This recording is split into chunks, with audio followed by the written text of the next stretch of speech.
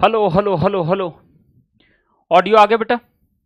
सभी को audio video एकदम क्लियर है? आप सभी को बहुत बहुत खुशियां, आप लोग की अच्छी अच्छी विशेष के लिए, और टीचर्स के लिए और स्टूडेंट के लिए, दोनों के लिए ही बहुत ही इंपॉर्टेंट दिवस होता है जिसको बोलते हैं टीचर्स डे, जो कि आज है। आज है 5 सितंबर, और 5 सितंबर को ही टीचर्स डे मनाया जाता है। अब इस दिन एक प्रॉमिस जरूर करना पड़ेगा। देखिए, टीचर एक ऐसा कम्युनिटी होती है जो, मुझे जितना लगता है 99.99% ये एक ऐसी कम्युनिटी है जिसको आप इक्विवेलेंट अपने माँ बाप आप समझ सकते हो। इसलिए केवल यही एक ऐसी कम्युनिटी होती है जो अपने स्टूडेंट का बुरा नहीं चाहते। मतलब बहुत रेयरेस्ट कोई देखने को मिलेगा, ऐसे तो कई सारे माँ बाप भी आपको रेयरेस्ट देखने को मिलेंगे जो अपने बच्चे का ही बुरा कर रहे हो। करेक्ट है? तो टीचर एक बहुत ही रिस्पॉन्सिबल प्रोफेशन होता है। और आज के टाइम अगर बात की जाए तो ये जो गैप बढ़ता जा रहा है स्टूडेंट और टीचर के बीच में, बहुत बड़ा गैप होता जा रहा है। इसकी तुलना या तो पैसे के टर्म में की जा रही है, या तो नंबर ऑफ आवर्स के टर्म में की जा रही है। एक अलग ही जोन में चल रहा है ना। हम लोग के टाइम में, बहुत पुरानी बात नहीं कर रहे हैं, हम लोग के टाइम की बात कर रहे हैं, आज से लगभग 15-16 साल पहले, 20 साल पहले तक की बात अगर कर लो, तो ये बहुत ही मतलब एक ऐसा प्रोफेशन होता था ना। इस प्रोफेशन में आज भी मैं बता रहा हूं, मुझे फर्क नहीं पड़ता कि मेरे गुरुजी जो थे कक्षा 5 में जो मुझको पढ़ाए थे, कक्षा 4 में जो पढ़ाए थे, कक्षा 6 में जो पढ़ाए थे, आज भी मैं जाता हूं। अब उसमें कुछ गुरुजी सब्जी की दुकान भी लगाते हैं, कुछ गुरुजी जो है वो काम करते हैं खेतों में भी, लेकिन हमको पढ़ाए हुए हैं कक्षा 3, 4, 5, 6 में। आज भी जाके उनके पैर छूता हूं, आशीर्वाद लेता हूं। भले मैं कोई भी बन गया हूं, कुछ भी हो गया हूं, बच्चे मुझे बहुत सारे फॉलो करते हैं, मैं पीडब्ल्यू काम करता हूं, पहले मैं अपना इंस्टीट्यूशन रन किया, बहुत सारी चीजें थी, लेकिन आज भी वो रिस्पेक्ट कभी नहीं खोई।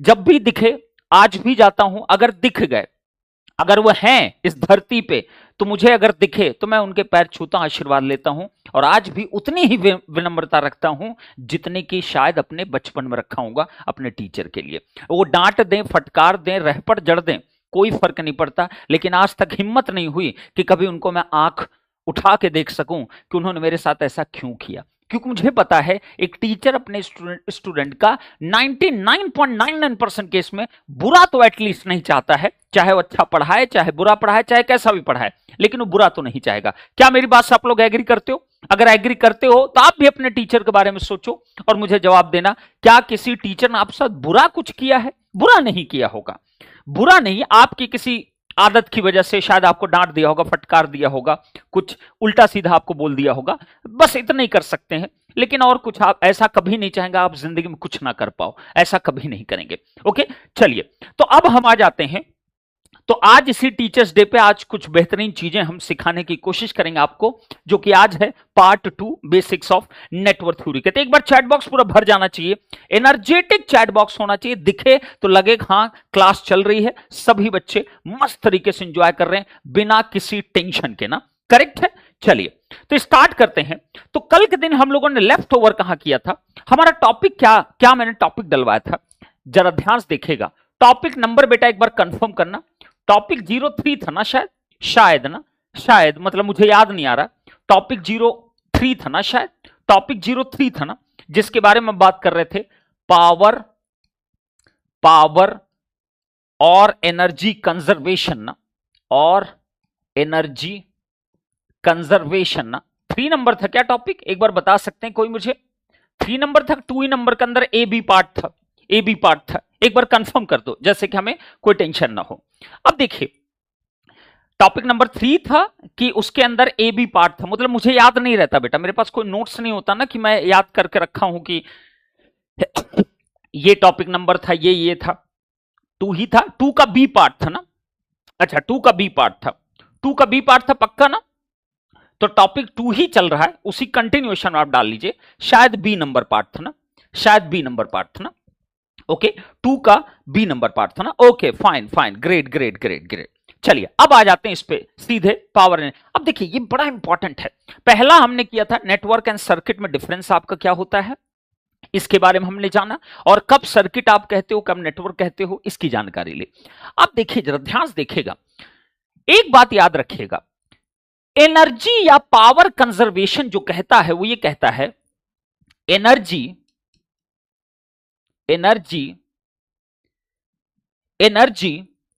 cannot be created and nor be destroyed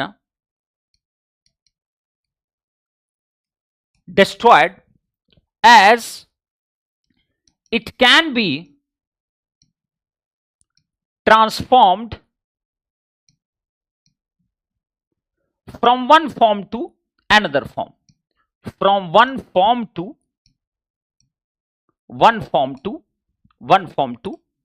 another form.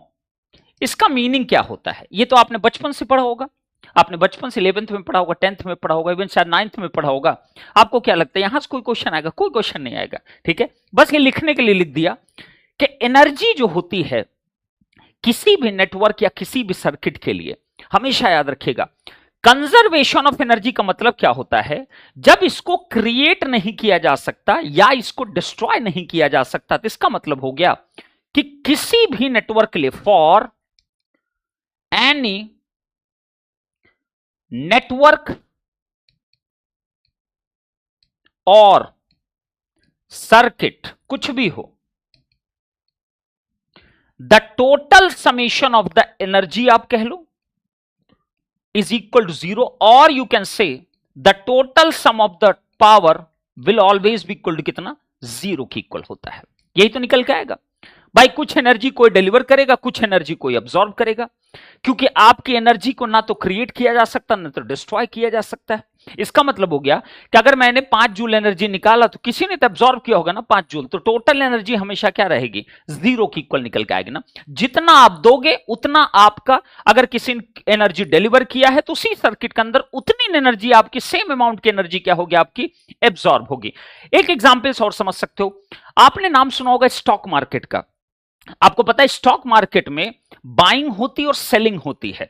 हमेशा किसी भी पॉइंट ऑफ टाइम पे, at any point of time ना, इवन एट सेकंड, किसी पॉइंट ऑफ टाइम पे हमेशा नंबर ऑफ बायर्स और नंबर ऑफ सेलर हमेशा क्या होते हैं? इक्वल होते हैं. इसको बोलते हैं जीरो सम गेम ना. इसको क्या बोला जाता है? जीरो सम गेम ना.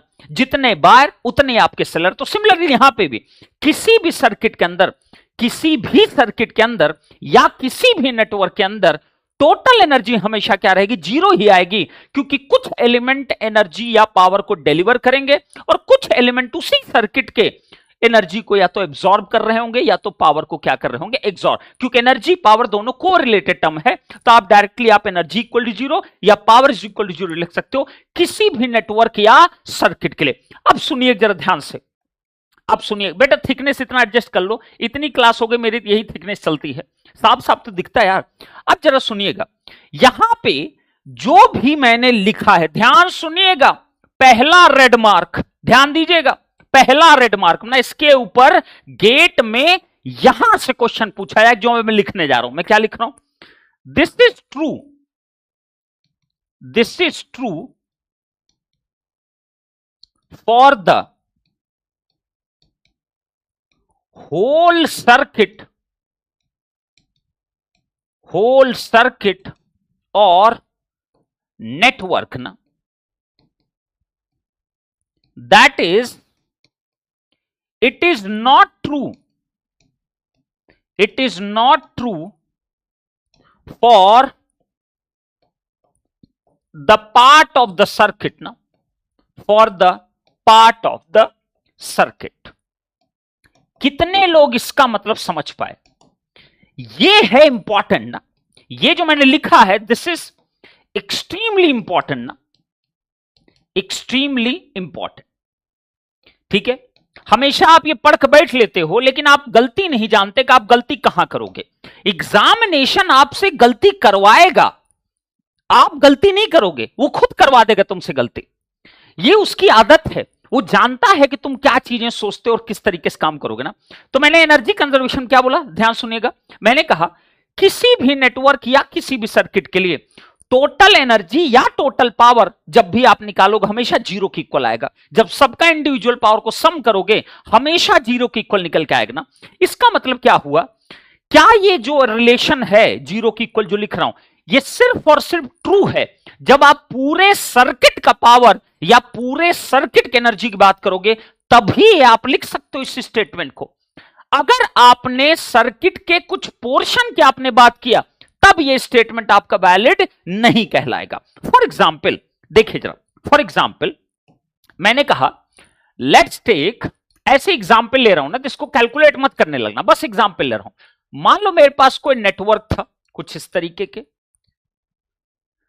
Are you getting my point, कुछ इस तरीके कुछ नेटवर्क था, ऐसा कुछ, इधर कोई रेजिस्टेंस है, इधर भी चलो कोई रेजिस्टेंस है, कुछ भी ऐसे ले लिया बस, दैट्स इट। इधर कोई रेजिस्टेंस है, इधर कोई आपका करंट सोर्स ना, are you getting my point, yes sir, कुछ ऐसा ले लिया। इसको मैंने 10 वोल्ट लिख दिया, इसको मान लो 5 एम्पियर लिख दिया, इसको मान लो 10 एम्पियर लिख दिया, इसको मान लो 5 ओम लिख दिया, इसको लिख दिया 10 ओम, और इसको लिख दिया आपका 7 ओम, इसको लिख दिया 15 ओम ना, कुछ ऐसा एग्जाम्पल लिया, करेक्ट है। अब बताइए, सबसे पहली चीज बताइए, क्या ये सर्किट है? बोलो, अब बोलो ना, आप जवाब देना स्टार्ट करो। क्या ये सर्किट है? क्या ये सर्किट है? बोलिए जरा, बताइए मुझको, क्या ये सर्किट है? पहला तो यही क्वेश्चन है। सर्किट के लिए मैंने क्या कंडीशन बताया था? Interconnection of the element but having, क्या क्या होना चाहिए उसके पास? मिनिमम है कि आपका एक इंडिपेंडेंट सोर्स होना चाहिए। यहां पर आपको इंडिपेंडेंट सोर्स दिखाई दे रहा है, इसको इंडिपेंडेंट सोर्स बोलते हैं ना। अब क्या होता है आगे बताएंगे। ये 10 वोल्ट एक इंडिपेंडेंट सोर्स है, यहां एक नहीं, यहां कितने इंडिपेंडेंट, एक से ज्यादा है ना, कोई फर्क नहीं पड़ता, मिनिमम एक होना चाहिए। दूसरी चीज, क्या इसके अंदर क्लोज पाथ्स हैं? बिल्कुल है, देखिए कितने सारे क्लोज पाथ हैं। Are you getting point? अगर क्लोज पाथ है तो रिटर्न पाथ भी ऑब्वियसली मिलेगा। अगर कोई करंट यहां से निकलेगी तो वापस आएगी भी यहां पे, अगर यहां से कोई करंट गई तो वापस भी निकल के आएगी। तो क्या ये सर्किट है? बिल्कुल ये एक सर्किट था। अब आते हैं, क्या ये नेटवर्क है? बोलिए जरा, क्या ये नेटवर्क है? बोलो बोलो, क्वेश्चन बताओ, क्या ये नेटवर्क है? नेटवर्क मैंने क्या बताया था? नेटवर्क का मतलब सिर्फ और सिर्फ क्या होता है? इंटरकनेक्शन ऑफ द एलिमेंट्स ना, इंटरकनेक्शन ऑफ द एलिमेंट्स ना, बात खत्म। और उससे कोई लेना देना नहीं कौन क्या कनेक्टेड है, क्लोज पाथ है कि क्लोज पाथ नहीं है, कोई फर्क नहीं पड़ता। तो बोलो, कोई भी आपका अगर आपने कनेक्शन बना दिया वो नेटवर्क हमेशा होगा ना, क्योंकि नेटवर्क मतलब सिर्फ इंटरकनेक्शन ना, तो ये भी तो इंटरकनेक्शन ही बने हुए हैं ना, इसका मतलब ये नेटवर्क भी है ना। इससे एक अंदाजा आपने, एक कंक्लूजन क्या निकाला कि ऑल सर्किट्स, जितने भी सर्किट्स होंगे, that is all circuits will always be a network ना। हर सर्किट नेटवर्क हो सकता है, but all network may or may not be a circuit ना। Are you getting my point or not? For example, let's take, मैंने कुछ ऐसा ले लिया बेटा, ये देखिए। अब बताइए जरा, इसको 2 ओम कह दिया, इसको 1 ओम कह दिया, इसको कह दिया प्लस माइनस कितना। लेट्स टेक, यहां पे एक रेजिस्टेंस और ले लेते हैं, ये लीजिए, इसको लिख दिया 2 टाइम्स ऑफ Vx, और यहां पे लिख दिया ये क्या है आपका, Vx की इक्वल है। सही बात है। अब जरा गौर सुनना, क्या कहने क्या मतलब है? क्या ये नेटवर्क है? क्या ये नेटवर्क? बिल्कुल है। नेटवर्क का मतलब नंबर ऑफ एलिमेंट्स अगर कनेक्टेड है, नेटवर्क है ना, बात खत्म हो गई। अब आते हैं सर्किट पे। क्या ये सर्किट है? जरा गौर से देखिए, क्या इसके अंदर कोई भी इंडिपेंडेंट सोर्स दिखाई दे रहा है? इंडिपेंडेंट सोर्स क्या होते हैं? 10 वोल्ट, 5 एम्पियर, 10 एम्पियर, ये ना, यहां पे तो कोई इंडिपेंडेंट सोर्स है नहीं। ये क्या है? इसको बोलते हैं डिपेंडेंट सोर्स ना, आगे भी बताऊंगा डिपेंडेंट सोर्स क्या होता है एग्जैक्टली ना।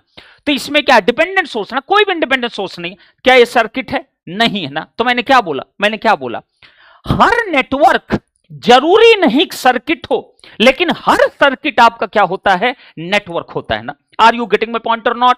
तो इस कंक्लूजन का मतलब सबको समझ में आ गया। हर नेटवर्क जरूरी नहीं कि सर्किट हो। यहां आप देखो नेटवर्क है, सर्किट भी है, लेकिन यहां आप देखिए नेटवर्क तो है लेकिन सर्किट नहीं है। लेकिन हर सर्किट हमेशा नेटवर्क होगा, बट हर नेटवर्क जरूरी नहीं कि सर्किट होना। एक पॉइंट तो ये क्लियर हो गया। अब सुनिए जरा ध्यान से, अब सुनिए जरा ध्यान से। अब मैंने क्या लिखा था? मैंने कहा था किसी भी नेटवर्क या circuit, complete circuit complete network के लिए, बताइए ये पूरा सर्किट आपको दिख रहा है ना सामने, तो इस पर्टिकुलर सर्किट के लिए भी हमेशा क्या होगा? Summation P total will be equal to 0 ना। सिमिलरली इसके लिए भी क्या हो? कोई भी नेटवर्क हो, कोई भी सर्किट हो, summation P total will always be equal to 0 ना। Are you getting my point? But अब मैंने क्या कर दिया, इसको मान लेते हैं दिस इज द फिगर 1 ना, फिगर 1, इसको बोल दिया फिगर 2। देखना जरा गौर से बेटा, फिगर 2। अब मैंने कहा now taking the part of the circuit shown in figure 1 ना। फिगर 1 से मैंने कुछ पार्ट निकाला। फॉर एग्जाम्पल चलिए इतने पोर्शन को मैं अलग कर लेता हूं, इतने पोर्शन को। तो यहां क्या क्या है देखिए, 5 एम्पियर, एक रजिस्टर, इसको कुछ कर लो ना, 10 ओम कर लो। चलिए 5 एम्पियर और 10 ओम ना, ये देखिए ये 10 ओम है, ये 5 एम्पियर है। उसके बाद यहां पे एक रेजिस्टेंस है, यहां पे एक रेजिस्टेंस है। उसके बाद और क्या है बेटा? ये आपका रेजिस्टेंस, बस खत्म ना। ये है 7 ओम 5 ओम ना, 7 ओम। ये कितना था? 10 ओम। ये आपका 5 ओम, ये ना, ये देखिए। और ये कितना है? 5 एम्पियर है शायद, जितना भी है देखिए, हाँ 5 एम्पियर। अब जरा सुनना जरा, अगर सिर्फ इतने पोर्शन की हम बात करें तो इसका मतलब क्या है? इसके इधर कुछ तो कनेक्शन है ना, इसके इधर कुछ कनेक्शन है ना। Are you getting my point और नॉट? तो ये क्या है? दिस इज द पोर्शन ना। कुछ पोर्शन को मैंने यहां से कट आउट कर दिया ना, इस पोर्शन को पकड़ के मैं बाहर निकाल दिया ना। इसके इधर ये भी कनेक्टेड था, इसके इधर ये भी कनेक्टेड था। तो ये सर्किट क्या है? This is the portion of circuit ना, सर्किट इन फिगर 1 ना। Are you getting my point और नॉट? अब अगर पोर्शन ये है तो यहां पे P is equal to T is equal to 0, ये आपका ट्रू नहीं होता। Are you getting my point और नॉट? समझ में आया कि नहीं समझ में आया? सबको मेरी बात बताइए, दोनों का मतलब समझ गए? पोर्शन का मतलब और होल सर्किट का मतलब क्लियर हुआ कि नहीं क्लियर हुआ सबको? प्लीज टेल मी फास्ट ना। ये ट्रू नहीं है, दिस इज एब्सोल्युटली रॉन्ग ना। अगर आप ऐसा करते हो, दिस इज एब्सोल्युटली क्या है? रॉन्ग ना।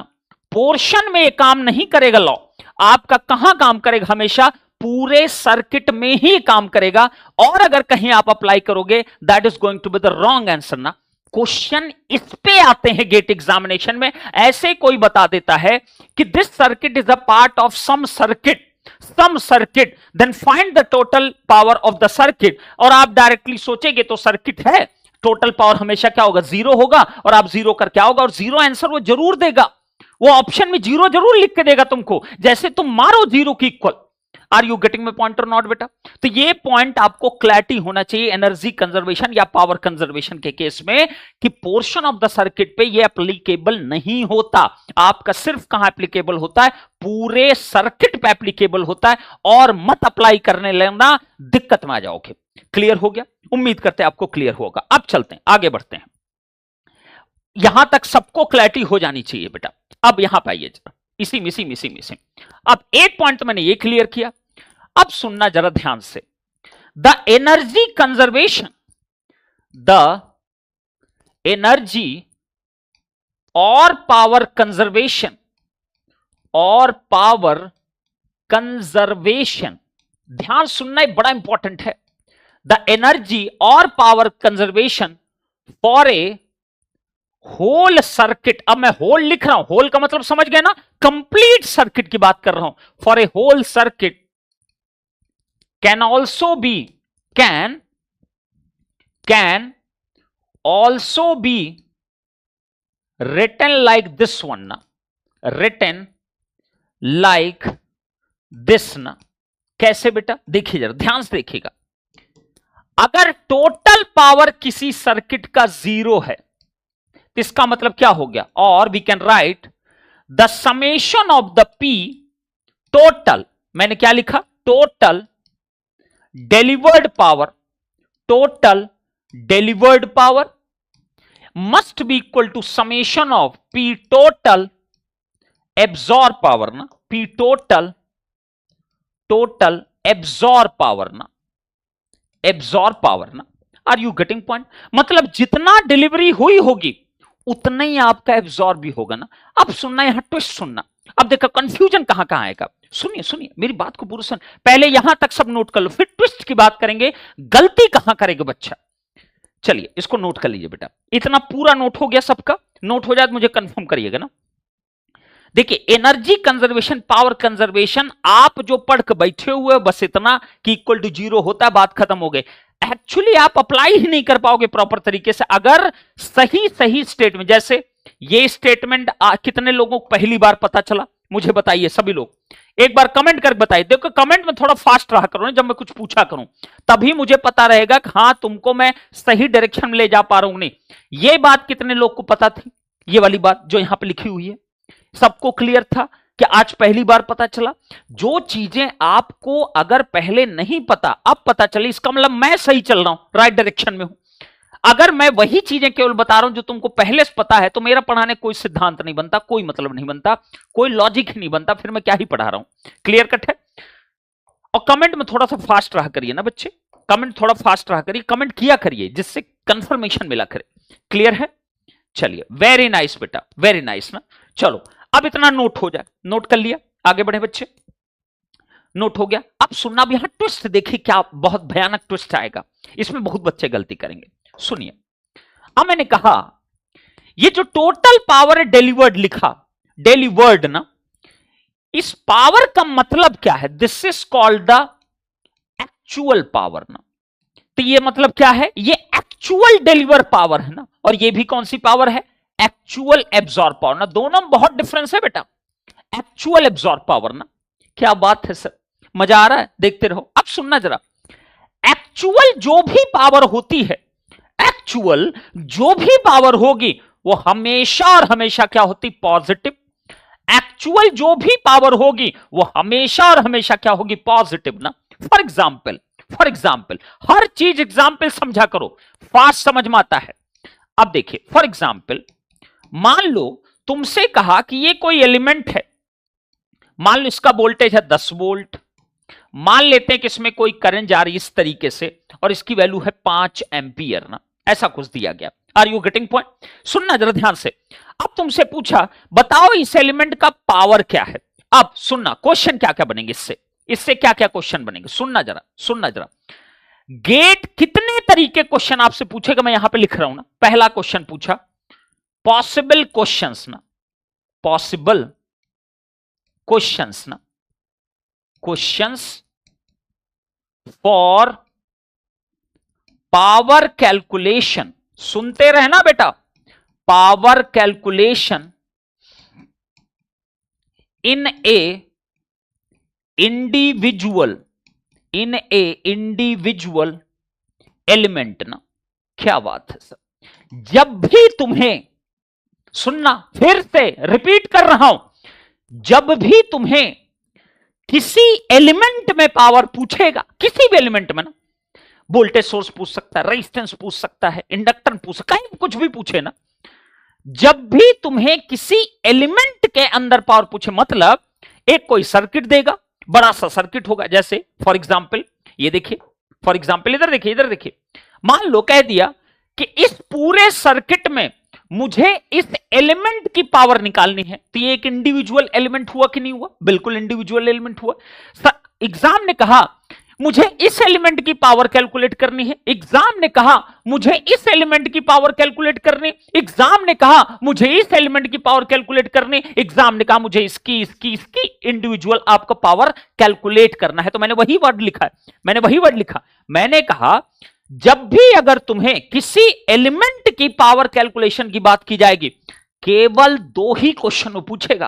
पहला क्वेश्चन, अगर एग्जाम ने कहा find find the absorb power ना, एब्जॉर्ब पावर ऑफ एलिमेंट ना, उस एलिमेंट का अगर एब्जॉर्ब पावर पूछा तो हम कैसे कैलकुलेट, जरा गौर से देखना। मैं सीधे पावर लिखूंगा एलिमेंट का, पावर का मतलब वोल्टेज इंटू करंट है, वोल्टेज इंटू करंट कर दिए, चुपचाप करिए बस। 10 गुणे कितना हो गया बेटा, -5 ना, इसका मतलब कितना आ गया, माइनस का 50 वॉट आ गया। अब मैं देखूंगा कि मेरी पोलरिटी और करंट डायरेक्शन के अकॉर्डिंग क्या हो रखा है। तो आप बताइए, ये जो भी पावर निकल का है, कल ही पढ़ाया हूं आपको, बताइए कौन सी पावर कहलाएगी, बोलो ना प्लीज टेल मी, तुमको कौन सी पावर कहलाएगी, प्लीज टेल मी, ये कौन सी पावर तुमको कहलाएगी। तुमने मल्टीप्लाई किया, फिर तुम अपने सर्किट को देखे, इस एलिमेंट को देखे, इसकी पोलरिटी देखे, इसकी करंट डायरेक्शन देखे, बोले कौन सी पावर, डिलीवर्ड पावर ना, वेरी नाइस बेटा, ये कौन सी पावर हुई, डिलीवर्ड पावर ना, करेक्ट है। लेकिन तुमसे एग्जाम ने क्या पूछा है, एब्जॉर्ब पावर, तो बोलो P एब्जॉर्ब पावर क्या आएगी बेटा, दैट इज इक्वल टू कितना हो जाएगा, प्लस का 50 वॉट ना, इसका जस्ट अपोजिट ना, इसका जस्ट अपोजिट आएगा कि नहीं आएगा, बिल्कुल आएगा सर। अब मान लो एग्जामिनेशन तुमसे पूछता, दूसरा क्वेश्चन देखिए क्या पूछता, दूसरा क्वेश्चन कहता find the delivered power of the element ना, ऑफ द एलिमेंट ना, ये क्वेश्चन पूछ सकता है। तब बताइए फिर से तुम पावर कैलकुलेट करते, कितना पावर आया, 10 गुणे कितना, -5 है, ये कितना, -50 वॉट आया। अब तुम अपनी पोलरिटी करंट डायरेक्शन देखो, पोलरिटी करंट डायरेक्शन के अकॉर्डिंग ये तो डिलीवर कर रहा है, तो यही डिलीवर हो गया, ये क्या हो गया, डिलीवर्ड पावर ना। Are you getting my point और नॉट। तो आपका अगर डिलीवर्ड पूछा तो आंसर आप ये करके आओगे, अगर एब्जॉर्ब पूछा तो आप आंसर ये करके आओगे। अब एक तीसरा भी क्वेश्चन पूछेगा, तीसरा कहेगा find the power of element ना, पावर ऑफ एलिमेंट ना, और एक दूसरी लैंग्वेज पूछेगा, एक तो ये तरीका हुआ find the power of element ना, बस, और कुछ नहीं बोला उसने, डिलीवर एब्जॉर्ब कुछ नहीं बोला है ना, उसने कुछ भी नहीं बोला, उसने कहा find the power of the element, या ऐसा भी लिख सकता है, find the actual power of the element, actual power of the element ना, पावर ऑफ द एलिमेंट ना। तो अब ध्यान सुनना, अगर ये दो स्टेटमेंट तुमको दिखाई दे कभी भी किसी एलिमेंट की पावर अगर कैलकुलेट कराने के लिए, हमेशा याद रखना एक्चुअल पावर का मतलब सिर्फ और सिर्फ कौन सी पावर होती है, पॉजिटिव पावर ना। तो मैं क्या लिखूंगा, प्लस का 50 वॉट ना। अब बताइए अगर प्लस का 50 वॉट है तो ऑब्वियस सी बात है ये कौन सी पावर है, एब्जॉर्ब पावर ना। तो इसका मतलब ये एलिमेंट जो है वो एक्चुअली या सच में क्या कर रहा है, एब्जॉर्ब कर रहा है, ये डिलीवर करेगा ही नहीं। Are you getting my point और नॉट। कितने लोग हैं जिनको मजा आ गया, समझ में आ गया, एलिमेंट में इसके अलावा और कुछ पूछ ही नहीं सकता, केवल यही 3 क्वेश्चन बार बार पूछेगा, किसी भी सर्किट के अंदर दे देगा, बोलेगा बताइए इसका एब्जॉर्ब पावर कितना है, तुमको सिखा दिया कैसे निकालना, तुमसे बोलेगा इसका डिलीवर्ड पावर कितना है, तुमको सिखा दिया इतना। Are you getting my point. Next क्या तुमसे पूछा अगर कि पावर ऑफ द एलिमेंट केवल वर्ड यूज किया या actual power of the element use किया, हमेशा पॉजिटिव ही तुमको लेना है, कभी नेगेटिव मत आंसर करके चले आना ना, करेक्ट है। तो एक्चुअल पावर का मतलब समझे, जो पॉजिटिव निकल का है जो भी पावर, वही उसकी एक्चुअल पावर कहलाती है ना। क्लियर है, डन। तुम लोग बड़े स्लगिश हो यार, बड़े स्लो हो यार तुम लोग, अभी सेकेंड ईयर थर्ड ईयर कितने स्लो, यहां फोर्थ ईयर वाले पूरा आतंक मचा देते हैं चैट में, मोटिवेशन डाउन हो जाता है, मतलब फिर वो एनर्जी नहीं आती, फिर वो वही चलता है, हम भी PYQ करा के निकल लेते हैं, खत्म करो, ठीक है। डन करें बेटा, ये क्या आ गया 50 what, this is the actual power ना। तो इसी को मैं क्या कहूंगा, this is the actual power ना। क्लियर हुआ सबको, क्लियर हो गया बेटा। अब सुनना जरा, अब सुनना जरा, अब यहां क्लियर हुआ, इस एग्जांपल क्लियर हुआ, मैंने क्या लिखा, possible question for the power calculation individual. अब देखिए, अब इसी का सेकंड पोर्शन क्या पूछेगा, पॉसिबल क्वेश्चंस, इसके अलावा अगर कोई क्वेश्चन पूछ लेना तो मैं नाम बदल दूं अपना, possible questions in a whole circuit ना, इन ए होल सर्किट ना। अब देखिए, अब पूरे सर्किट के अंदर क्या क्या क्वेश्चन पूछ सकता है, सुनिए जरा। पहला क्वेश्चन वो पूछेगा, find the power delivered in the circuit ना। या तो ये स्टेटमेंट लिखेगा या एक और स्टेटमेंट लिखेंगे, और it will say find the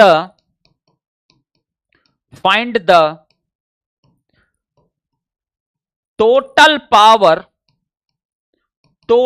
power delivered in the circuit ना। ये या तो क्वेश्चन पूछेगा, करेक्ट है, सुनते रहना, बस सुनते रहना। नंबर टू क्या क्वेश्चन पूछेगा, find the total absorb power, और find the absorb power of the circuit, absorb power of the circuit ना। क्या बात है। तीसरा तरीका क्या क्वेश्चन पूछेगा, तीसरा पूछेगा, find the total consumed power in the circuit, और find the consumed power of the circuit ना, consumed power of the circuit ना, ऑफ द सर्किट। चौथा क्वेश्चन क्या पूछेगा, find the total dissipated power in the circuit, या और find the dissipated power of the circuit. समझ पा रहे हो मैं क्या लिखा। चलिए, इसके अलावा ये जो मैंने 4 पॉसिबिलिटी यहां लिखी और 3 पॉसिबिलिटी मैंने यहां लिखी, 3 पॉसिबिलिटी सिंगल एलिमेंट्स में लिखा और 4 पॉसिबिलिटी हमने कहां लिखा, पूरे सर्किट के लिए। इसके अलावा पावर के ऊपर कोई क्वेश्चन पूछ ही नहीं सकता तुमसे। इतना ही पॉसिबल क्वेश्चंस आपके क्रिएट किए जा सकते हैं पावर के ऊपर ना। आर यू गेटिंग पॉइंट और नॉट? बताइए, इन चारों को, इन 4 के अलावा कभी कुछ नहीं पूछ सकता। अगर उसे पावर पूछना होगा किसी, या तो सर्किट पूछेगा या तो किसी बेटा पर्टिकुलर एलिमेंट। बहुत एम्फेसाइज करो इस टॉपिक को, क्योंकि ये बड़ा ही खतरनाक टॉपिक होता है, इसमें भयंकर कंफ्यूजन होते हैं ना। प्लीज नोट इट डाउन, पहले नोट करिए फिर देखिए, एक लाइन में आंसर दूंगा। ध्यान सुनिएगा, ध्यान सुनिएगा, ध्यान सुनिएगा। क्लियर है? डन है बेटा? अगर डन हो गया जल्दी से बताइए मुझको। डन डनाडन, आगे बढ़ सकते हैं। डन डनाडन अगर हो गया हो तो आगे बढ़ सकते हैं बेटा। डन डनाडन अगर हो गया हो तो आगे बढ़ सकते हैं क्या? डन है बेटा? चलें आगे बढ़े। अब सुनिए जरा ध्यान से, देखिए, जब भी तुमसे कभी इसमें कोई भी क्वेश्चन आपसे पूछे, होल सर्किट की बात कर रहा हूं आप, तो पी टोटल डिलीवर्ड, या सिंपली डिलीवर्ड ही क्यों न कहे, उसका मतलब टोटल ही है, इज ऑलवेज इक्वल टू किसके? पी टोटल एब्जॉर्ब के होगा। इज ऑलवेज इक्वल टू किसके होगा? पी टोटल कंज्यूम्ड पावर ना। समझ पाए मैंने क्या लिख दिया यहां पे? मतलब क्या हुआ, कोई भी आप पावर कैलकुलेट कर लो, वो ऑटोमेटिकली ये तीनों पावर हमेशा आपकी क्या होंगे? बराबर होंगे। If the current in your given question is inward, what will be the actual power? अरे बेवकूफ, निकाल लो ना बेटा, निकाल लो ना। ये कहां? यही था, इतना डाउट क्यों क्रिएट कर रहे हो बेटा अपने माइंड में? अगर ऐसे इतने छोटी चीज पे डाउट ऐसे रह जाएगा, इतना समझाए फिर भी तुम वही क्वेश्चन पूछ रहे हो। चलो डाउनवर्ड कर लो, कर लो, कर लो, कर लो ना, किसने मना किया? ये लो, अगर मान लो ऐसा होता तुम्हारा क्वेश्चन, -5 एम्पियर, तुमने ये कहा ना, यही बोल रहे हो ना, अब तुरंत जवाब दे देना बेटा, लटकाना मत मेरे को ना कि मैं 10 घंटे तक वेट करूं जवाब के लिए। यही क्वेश्चन पूछ रहे हो, यही क्वेश्चन पूछ रहे हो बेटा। कौशिक फटाफट फटाफट बेटा, फास्ट रहा करो, क्लास की तरह नहीं बिहेव करना, फास्ट, एकदम एकदम फास्ट बोलो। यही पूछ रहे हो बेटा, यही पूछ रहे हो बेटा। कौशिक यही पूछ रहे हो क्या? 4 बार बोल दिया भाई, 2 बार और बोलूंगा बेटा, उसके बाद आगे बढ़ जाऊंगा फिर। यही पूछ रहे हो बेटा, एक बार और बोल देता हूं, यही पूछ रहे हो बेटा। नहीं, कौशिक ने जवाब दिया, कोई बात नहीं, चलिए फिर हम आगे बढ़ते हैं। चलिए अब इधर आ जाते हैं। कौशिक भैया नहीं जवाब दे रहे हैं, कोई दिक्कत नहीं, चलते हैं आगे बढ़ते हैं बेटा। जब बेटा आप जवाब नहीं दोगे तो हम कहां से बता दें? कौशिक बेटा हम बोल रहे थे, सबके कमेंट आ गए, कौशिक भैया के नहीं आए कमेंट, कोई दिक्कत नहीं बेटा। तो फिर क्वेश्चन ही काहे पूछ रहे हो जब तुम बता नहीं सकते? तो चलिए आगे बढ़ते हैं, आगे बढ़ते हैं। वेरी नाइस बेटा, अब मत पूछना, जब तुम लिख नहीं सकते तो मत पूछना।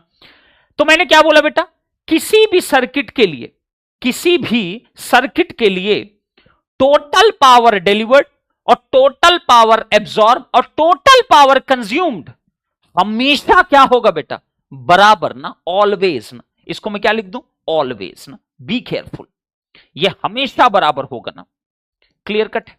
अब बताइए, अब बताइए, सुनिए जरा ध्यान से, सुनिएगा बेटा ध्यान से ना, ध्यान से।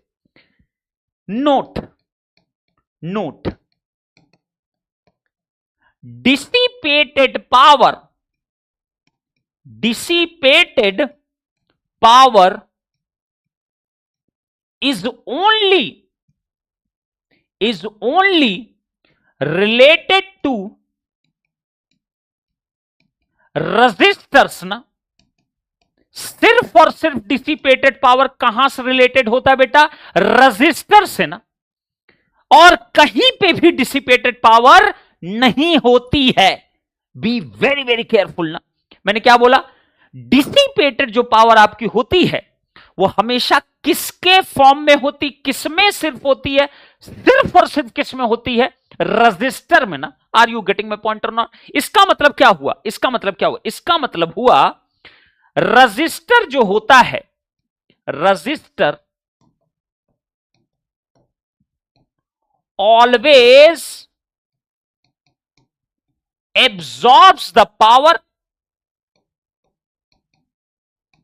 absorbs the power and will dissipate that power na, will dissipate that power na, that power na। Are you getting my point or not? इसका मतलब ये हो गया कि रजिस्टर्स एक ऐसा एलिमेंट है, रजिस्टर, अगर आप किसी भी इलेक्ट्रिकल एपरेटर को आप अगर पकड़े, हाथ में लिए, चाहे वो इवन आपका मोबाइल ही क्यों ना हो, इलेक्ट्रॉनिक एपरेटर्स की बात करो, पंखा हो गया, टीवी हो गया, मोबाइल आपका हो गया, चार्जर हो गया, जो भी आपके सामने कोई भी डिवाइस आपको दिखाई दे रहा हो, इवन कोई भी डिवाइस ना, what ever the device will be ना, आपको अगर गर्माहट महसूस हुई इस डिवाइस में छूने से, इसका मतलब उस डिवाइस में गर्माहट सिर्फ और सिर्फ अगर किसी की वजह से हो सकती है, वो सिर्फ कौन है उसके लिए रिस्पॉन्सिबल? रजिस्टर जो उसके अंदर आपका लगा हुआ है।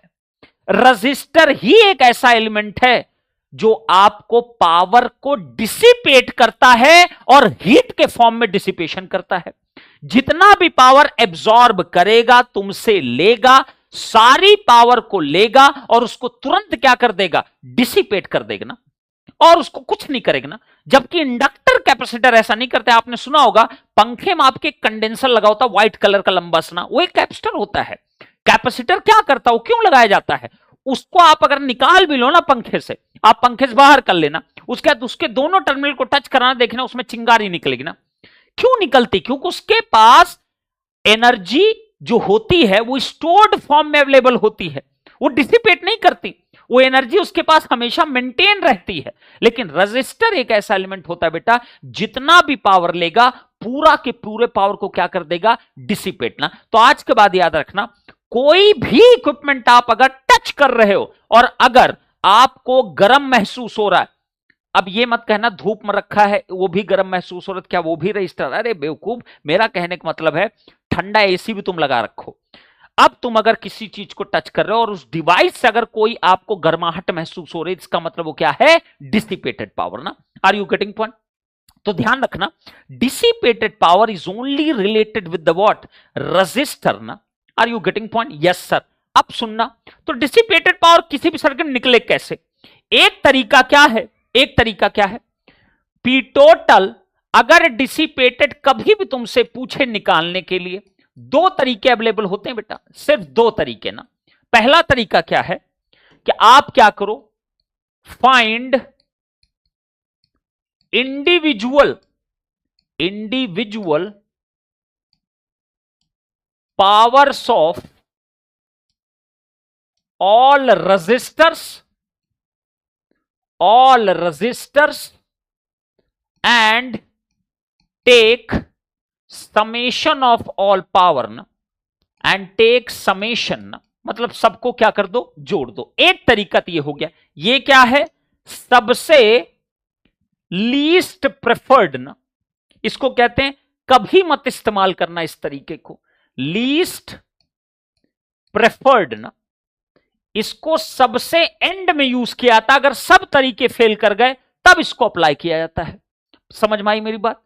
आपको यही बताया होगा ना, अगर डिसिपेटेड पावर निकालना है, सभी रजिस्टर की पावर को कैलकुलेट करो और उसको ऐड ऑन कर दो। इसका मतलब क्या हुआ, मान लो तुम्हारे पास, इसीलिए बेटा मैं एग्जांपल समझाता हूं चीजों को। यहां आप देखिए कितने रजिस्टर है बेटा, अगर पूछे कि सर्किट का डिसिपेटेड पावर कितना है, क्या ये डिसिपेट करेगा, नेवर। क्या ये डिसिपेट करेगा, नेवर। क्या ये डिसिपेट करेगा, नेवर ना। आपका डिसिपेटेड जो पावर होगा, इसका पावर, इसका पावर, इसका पावर, इसका पावर और इसका जितना पावर निकल के आएगा इंडिविजुअली, सबको ऐड कर दो, जो भी पावर निकल के आएगा उसको कहोगे पी टोटल डिसिपेटेड पूरे सर्किट का ना। Are you getting point? यहां बताइए पी डिसिपेटेड पावर कितना है, जीरो ना। क्यों जीरो है? क्योंकि यहां पे कोई इंडिपेंडेंट सोर्स ही नहीं, तो करंट कहां फ्लो करेगा? अगर करंट फ्लो ही नहीं करेगा तो पावर कहां से एग्जिस्ट करेगी ना। Are you getting my point? Yes sir. अब सुनिए, ये हुआ पहला तरीका डिसिपेटेड पावर को फाइंड आउट करने का, जो कि सबसे लीस्ट प्रेफर्ड ना। दूसरा तरीका क्या है, पी टोटल डिसिपेटेड जब भी तुम्हें निकालना हो, जब भी तुम्हें निकालना हो, ध्यान सुनना, हमेशा क्या करोगे, जितना भी टोटल डिलीवर्ड पावर है, टोटल डिलीवर्ड पावर माइनस ना, मैं क्या लिखा, ध्यान से देखना बेटा मैं क्या लिख रहा हूं, टोटल जितना डिलीवर्ड पावर है उसमें से माइनस कर दो P absorb, P actual absorb by elements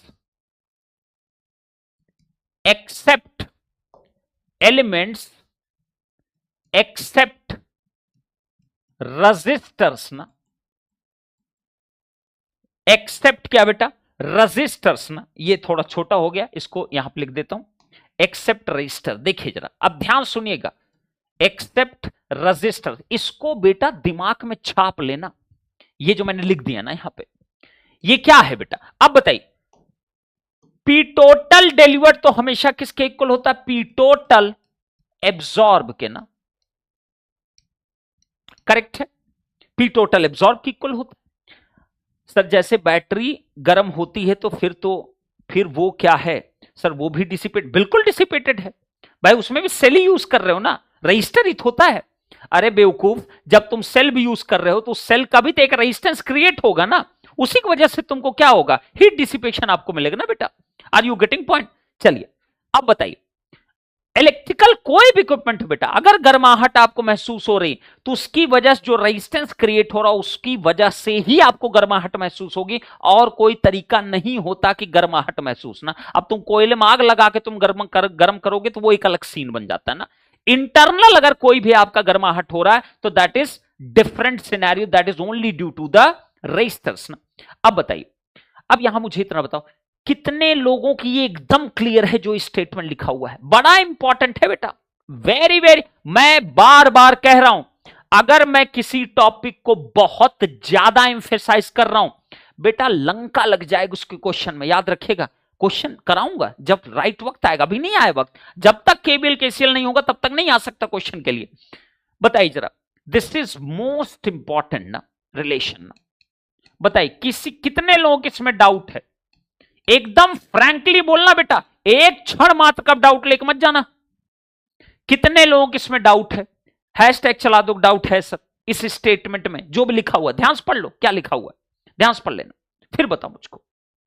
मुझे नहीं चाहिए बच्चे के एक बूंद भी डाउट होना, बच्चे के एक सेकंड भी डाउट नहीं होना चाहिए। चलिए, अब यहां मैंने एक्चुअल का मतलब क्या हुआ? जो पॉजिटिव एब्जॉर्ब्स आ रहे होंगे ना, आर यू गेटिंग पॉइंट? जो पॉजिटिव एब्जॉर्ब्स आ रहे होंगे ना। चलिए, ये फिर एग्जाम्पल समझाऊंगा इस चीज को। नो डाउट, पक्का ना बेटा? किसी डाउट तो नहीं? फिर से रिपीट कर दिए। चलिए, तो दूसरे तरीके से समझाता हूं। मान लेते हैं ये कोई आपका रजिस्टर है, ये कोई रजिस्टर है, ये आपका क्या है बेटा? मान लेते हैं ऐसा कुछ है, ऐसा कुछ है, ऐसा कुछ है। लेट्स टेक ऐसा कुछ है, लेट्स टेक कोई करंट सोर्स भी है ना, ठीक है। अब मान लेते हैं ये 100 वोल्ट है, मान लेते हैं 2 ओम है, मान लेते हैं 3 ओम है, मान लेते हैं 4 ओम है, मान लेते हैं ये 10 वोल्ट है, मान लेते हैं ये 2 एम्पियर है। Are you getting my point और not? Yes sir, absolutely getting my point sir. Clear cut है ना? Yes sir, done done done. सोचो, अब अब लेकिन ये क्या है? This is only for the example ना, कोई कैलकुलेशन मत करने लगना, गलत भी आंसर आ सकता है, इसलिए कह रहा हूं। ये सिर्फ समझाने के लिए एग्जाम्पल ना, मैं यहां लिख भी दे रहा हूं, ओनली फॉर अंडरस्टैंडिंग ना, ओनली फॉर। इसको सॉल्व मत करने लगना अभी से ही। हाँ, मैं रैंडम लिया हूं, ऐसे कुछ भी वैल्यू डाल दिया हूं ना इसके अंदर, ओनली फॉर अंडरस्टैंडिंग के लिए बता रहा हूं ना। ध्यान सुनिएगा, अब मैंने कहा, सुनिए जरा ध्यान से। मान लेते हैं P 100 वोल्ट का जो सोर्स है, मान लेते हैं क्या कर रहा है, ये क्या कर रहा है बेटा? ये पावर को एक्चुअली डिलीवर कर रहा है। चलिए तो करते चलते हैं ना।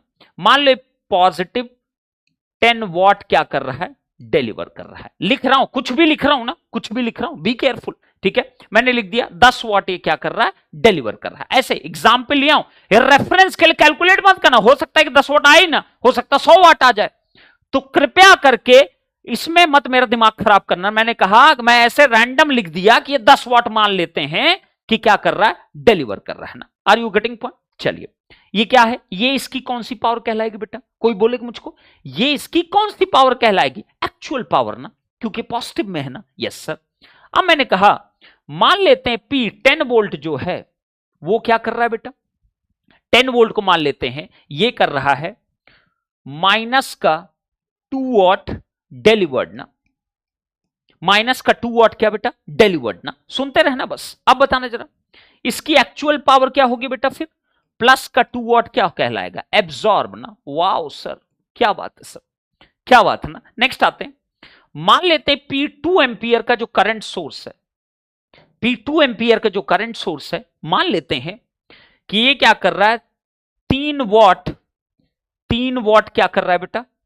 3 वॉट क्या कर रहा है? ये एब्जॉर्ब कर रहा है ना। ये क्या कर रहा है बेटा? एब्जॉर्ब कर रहा है। Are you getting my point और नॉट? Yes sir. तो अब बताइए, क्या ये इसकी एक्चुअल पावर है? बिल्कुल एक्चुअल पावर है। अब आ जाते हैं जरा, अब आ जाते हैं, अब बताइए, अब बचा क्या? सुनते रहना जरा ध्यान से। इसकी पावर तुमने लिख दिया, इसकी पावर तुमने लिख दिया, इसकी पावर तुमने लिख दिया। अब सुनते रहना मेरी बात को ध्यान से बेटा। अब बताइए, ये रजिस्टर है ना, ये रजिस्टर है ना, इसकी पावर को कुछ लिख दें। चलो, इसका नाम दे दिया P1, इसका नाम दे दिया P2 ओम, इसका नाम दे दिया P4 ओम। सुनते रहना बेटा, इसका नाम दे दिया P3 ओम ना। तीनों पावर का नाम मैंने लिख दिया। क्लियर कट है? सुनते रहना बेटा, बस सुनते रहना, कोई नाटक नहीं करेगा।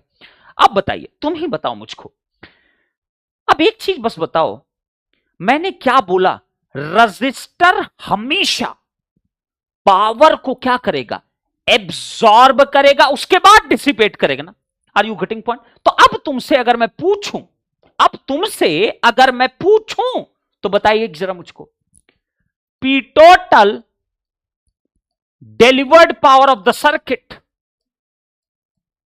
P total absorbed power of the circuit, P total consumed power of the circuit।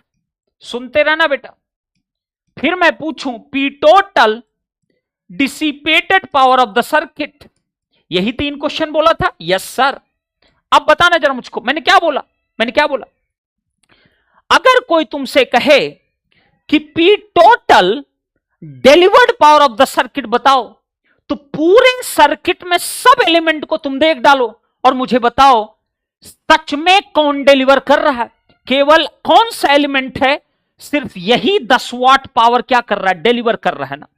क्या ये सच में डिलीवर कर रहा है? कहां कर रहा है, ये तो एब्जॉर्ब कर रहा है 2 वाट। ये क्या ये डिलीवर कर रहा है? बिल्कुल नहीं कर रहा है। ये भी क्या कर रहा है, प्लस का 3 वाट, ये तो सच में एब्जॉर्ब कर रहा है। क्या ये रेजिस्टेंसेस डिलीवर करेंगे पावर को? नहीं ना। मैंने कहा रजिस्टर हमेशा पावर को एब्जॉर्ब करता है, कभी डिलीवर नहीं कर सकता। Are you getting point? तो बताइए इस पूरे सर्किट में टोटल डिलीवर्ड पावर जो होगा, एक्चुअली जो कर रहा है वो सिर्फ 10 ही वाट हुआ कि नहीं हुआ? बोलोगे यस और नो? बोलोगे यस और नो? बोलो बच्चों, फास्ट रहो बच्चा प्लीज, बी एक्टिव ना। ये तो अपने कॉलेज का वो बोरिंग क्लास मत समझो, ठीक है? Be active. होगा कि नहीं होगा? तो बोलिए, तो मैं P टोटल डिलीवर्ड क्या लिखूंगा? 10 वाट ना केवल। Are you getting my point और नॉट? तो पूरे सर्किट का टोटल डिलीवर्ड पावर कितना है? 10 वाट ना। अब तुमको मैंने ये भी कहा कि पूरे सर्किट के लिए total delivered power, total absorb power, total consume power हमेशा बराबर होंगे ना। तो अगर ये 10 है तो ये पूरा भी 10 ही आएगा, श्योर शॉट, कोई रोक नहीं सकता इसको। Are you getting point? अब ये कितना होगा? ये 10 वाट जो एब्जॉर्ब वाला है कैसे आया रहा होगा? सुनना जरा। क्या ये एब्जॉर्ब कर रहा है? Yes sir. एक कर रहा है P 10 वोल्ट, एक कर रहा है और कौन? ये भी कर रहा है, देखो 2 एंपियर, P 2 एंपियर। और एक कौन कर रहा है? P 2 ओम। और एक कौन कर रहा है? P 4 ओम। और एक कौन कर रहा है बेटा? एक कौन कर रहा है? 3 ओम, 4 ओम एंड 2 ओम ना। 3, 4 और 2 ना, 3 ही तो कर रहे हैं ना। 3 रजिस्टर्स भी कर रहे हैं, 2 ओम, 3 P 3 ओम ना। अब बताइए, इज इट क्लियर और नॉट? ये 10 वाट ही आएगा, 10 वाट आएगा। और ये 10 वाट मिला कैसे रहा होगा? इसका एक्चुअल एब्जॉर्ब, इसका एक्चुअल एब्जॉर्ब, ये भी तो एब्जॉर्ब ही करेगा, ये भी एब्जॉर्ब करेगा, ये भी एब्जॉर्ब करेगा। क्या बात है सर? अब सुनना जरा ध्यान से। तो डिसिपेटेड पावर निकालना है, तो आप बताइए मैंने क्या लिखा है? P टोटल डिलीवर्ड कहो या P टोटल एब्जॉर्ब कहो, वो तो हमेशा 10 ही वाट है ना। 10 माइनस क्या स्टेटमेंट लिखा हूं, पढ़ो जरा ध्यान से, क्या लिखा हूं? P actual absorb power by elements except resistors ना। कौन कौन है जो एक्सेप्ट रेजिस्टर, जो एब्जॉर्ब कर रहे हैं सच में? 10 वोल्ट और 2 एंपियर ना। तो क्या कहूंगा? P 10 वोल्ट और P कितना? 2 एंपियर ना। कितना आ जाएगा इसका आंसर? 10 माइनस 3 माइनस 2 ना। तो कितना आंसर आया? 5 वाट ना। डन। समझे कि नहीं समझे? इतना क्लियर कट और जीवन में कभी कोई नहीं बता पाएगा बेटा, जितना क्लैरिटी तुमको दे दिया मैंने। सबको एकदम क्लियर है। अब बताइए, क्या इंडिविजुअल पावर तुमको निकालने की जरूरत पड़ी? नहीं ना। तुम सिर्फ सोर्सेस की पावर निकाल लो, जो भी निकल का है उसके अकॉर्डिंग। अब बताओ, अब क्लियर हुआ? अब क्लियर हुआ? तो हमेशा फोकस करो, P टोटल डिलीवर्ड या तो निकाल लो या P टोटल डिलीवर्ड पे ही हमेशा फोकस करना, अपने आप सारे आंसर निकलते चले जाएंगे ना। उम्मीद करते हैं आपको समझ में आ गया स्टेट। अब ये जो भी यहां स्टेटमेंट लिखा, please do not calculate from this circuit, ये गलत आएंगे। गलत इसलिए आएगा क्योंकि मैंने कोई कैलकुलेशन नहीं किया, मैं रैंडम लिखा हूं ना, ये सब एज्यूम किया हूं ना। दीज आर एज्यूम्ड वैल्यूज ना, एज्यूम। बी केयरफुल, मैं बार बार बोल रहा हूं, जो लोग रिकॉर्डिंग देखेंगे उनके लिए, क्योंकि उनकी बुद्धि कहीं गायब रहती है। देखेंगे अच्छा इसका तो कुछ और आंसर आ रहा, आपने 10 वाट कैसे लिख दिया, फिर टेलीग्राम पोस्ट करेंगे 10 वाट तो आएगा ही नहीं, अच्छा कैसे तुमने लिख दिया ना इसको। मूर्ख आदमी ये नहीं सुनेगा कि सर क्या बोल रहे हैं उसके अंदर, कि ये सब अज्यूम किया गया ना। अभी सोल्यूशन में नहीं करा सकता क्योंकि अभी आपको बहुत कुछ नहीं पता, कैसे करा दो सोल्यूशन, इसका एक्चुअल आंसर्स कुछ अलग अलग आएंगे। मैं एक एग्जाम्पल समझाने के लिए तुमको ये बता दिया। उम्मीद करते हैं आपको समझ में आएगा, मेरा टाइम वेस्ट अब नहीं होना चाहिए इसके ऊपर, ठीक है। उम्मीद करते हैं आपको समझ में आ गया होगा बेटा। तो मैंने तुम्हें हर वो चीज बता दिया बेटा जो तुम्हारे लिए जरूरी था और जो तुम्हारे लिए बहुत मींस बहुत ज्यादा जरूरी था। कहां गया पार्ट ऑफ द सर्किट वाला, मैंने कहां लिखा था? अच्छा ठीक है। उम्मीद करते हैं आपको इतना तो क्लैरिटी अब आ गया होगा ना, इतना तो क्लैरिटी आ गया होगा, ठीक है। आगे बढ़ सकते हैं बेटा। अब बताओ, अब क्या तुमने कभी इस तरीके से पावर कंजर्वेशन को पढ़ा था? मुझे तो नहीं लगता, ठीक है। तुमको केवल एक ही घुट्टी पिलाई जाती हमेशा, बस इतना बता के निकल लिया जाता है। ये कहां गया? ये वाला, ये बस ये ऊपर वाला ना, बस इतना बता के निकल दिया जाता। फिर बच्चा ना दिन रात ना बस एब्जॉर्ब, डिलीवर, डिसिपेटेड, कंज्यूम, इसी में उसकी पूरी जिंदगी निकल जाती है, कंफ्यूजन रह जाता है जीवन भर, ठीक है। चलिए, उम्मीद करते हैं आपको ये समझ में आया होगा। अब आते हैं बड़े इंपॉर्टेंट टॉपिक पे, जिसका नाम है, ध्यान सुनिएगा, जिसका नाम है, नेक्स्ट टॉपिक हेडिंग करिए, टॉपिक 03 ना, टॉपिक 03। अब आइए जरा, अब देखिए टॉपिक 03, इसका नाम क्या है? इसका नाम क्या है? Condition for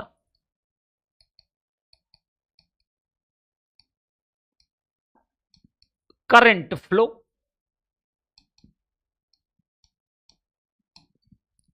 short circuit condition, open circuit condition and ohms law ना, ओम्स लॉ। हेडिंग करिए इसको। तो इसमें हम क्या पढ़ने वाले हैं? एक्चुअली 3 चीजें पढ़ने वाले हैं, ठीक। सबसे पहले पढ़ेंगे condition for the current flow ना। Number 1, condition for the current flow in a, अब चाहे बेटा नेटवर्क कहो चाहे सर्किट कहो ना, नेटवर्क और सर्किट ना, बी केयरफुल। इससे कभी अब इसमें मत बजना सर ये तो सर्किट आपने लिख दिया, कुछ भी एनोनिमसली कुछ भी कहिए ना, क्योंकि इससे ज्यादा कोई इंपैक्ट नहीं पड़ता ना कि इसको नेटवर्क बोलूं किसको सर्किट बोलूं ना। ये इसको ये तो नेटवर्क है सर ने गलत लिख दिया, ये तो सर्किट सर ने लिख दिया, ये सब नाटक नहीं चलेगा ना। ये बहुत एनोनिमस टर्म है, तो कोई फर्क नहीं पड़ता इससे कुछ खास, बस आपको जानकारी चाहिए थी नेटवर्क सर्किट, इसलिए बता दिया गया कि इसको नेटवर्क कहते हैं, इसको सर्किट कहते हैं, दैट्स इट ना। जीवन में कभी कोई पूछने वाला भी नहीं ना नेटवर्क क्या होता सर्किट, क्योंकि दोनों एनोनिमस टर्म्स है, कोई फर्क नहीं पड़ता, ठीक है। Condition for the current flow in a network और सर्किट ना, सुनिए जरा, सिर्फ बेटा 3 ही कंडीशन होती हैं। पहला, देयर मस्ट बी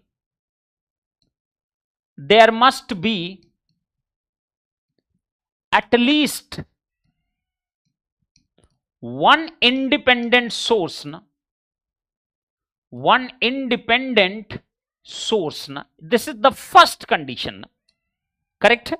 मतलब आपका किसी भी सर्किट या नेटवर्क कुछ भी हो, करंट को अगर फ्लो करना है तो सर्किट या नेटवर्क के अंदर एक मिनिमम इंडिपेंडेंट सोर्स आपका होना चाहिए ना, this is the first condition. The second condition is what? There must be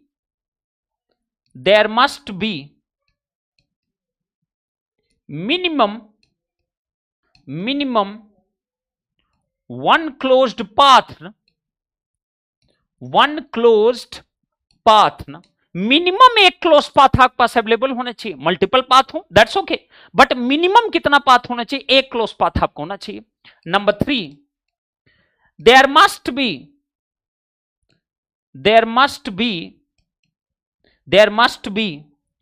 return path for the current ना, इसका मतलब क्या हुआ? आपको नहीं दिखाई दे रहा है कि ये जो तीनों कंडीशन है यही तो सर्किट होने के लिए भी कंडीशन होती है? बोलो ना, या सुनो, सर्किट होने के लिए भी यही कंडीशन होती ना। तो मैं क्या लिख सकता हूं? सेम एज सर्किट कंडीशन ना, सर्किट कंडीशन। तो इसका कंक्लूजन क्या हो गया? For current flow, for current flow, for current flow, the network must be a circuit ना, must be a circuit ना। अगर वो सर्किट नहीं है तो करंट कभी फ्लो ही नहीं करेगा। Are you getting point? Are you getting my point और नॉट? Yes sir. और अगर करंट फ्लो सर्किट में नहीं है तो ऐसे सर्किट को हम क्या कह सकते हैं? ऐसे if there is no current flow, no current flow, then those circuits are called dead circuit ना। इसी को हम क्या बोलते हैं बेटा? Dead circuit. उसको हम क्या कहते हैं बेटा? डेड सर्किट ना। अगर करंट नहीं फ्लो करेगा तो ऐसे सर्किट्स हम क्या कहते हैं? Dead circuit. फॉर एग्जांपल यहां देखिए देखिए देखिए, ये कैसा सर्किट है? क्या इसमें कोई इंडिपेंडेंट सोर्स नहीं है? तो ये क्या है? This is a dead circuit ना, डेड सर्किट ना। कोई करंट नहीं फ्लो करेगी, इसके अंदर सारी कंडीशन सेटिस्फाई हो रही, तो ये क्या है? एक्टिव सर्किट है ना। इसमें कोई भी आपका डेड सर्किट का कोई कंसेप्ट नहीं लगेगा। This is the simply working circuit ना। तो डेड सर्किट आपका तभी कहलाएगा जब आपका उसके अंदर कोई करंट फ्लो ना करे बेटा। इज इट ओके और not? Please tell me yes और नो। ये पॉइंट क्लियर हुआ बेटा? क्या मीनिंग अभी आ जा रहे हैं बेटा? पहले इसको समझ लो। ये क्लियर हुआ? इसको नोट कर लीजिए और मुझे कंफर्म करिए सब लोग। इसको नोट कर लीजिए और मुझे कंफर्म कर दीजिए। इसको नोट कर लीजिए बेटा और कंफर्म कर दीजिए। इसको नोट कर लीजिए और कंफर्म कर दीजिए।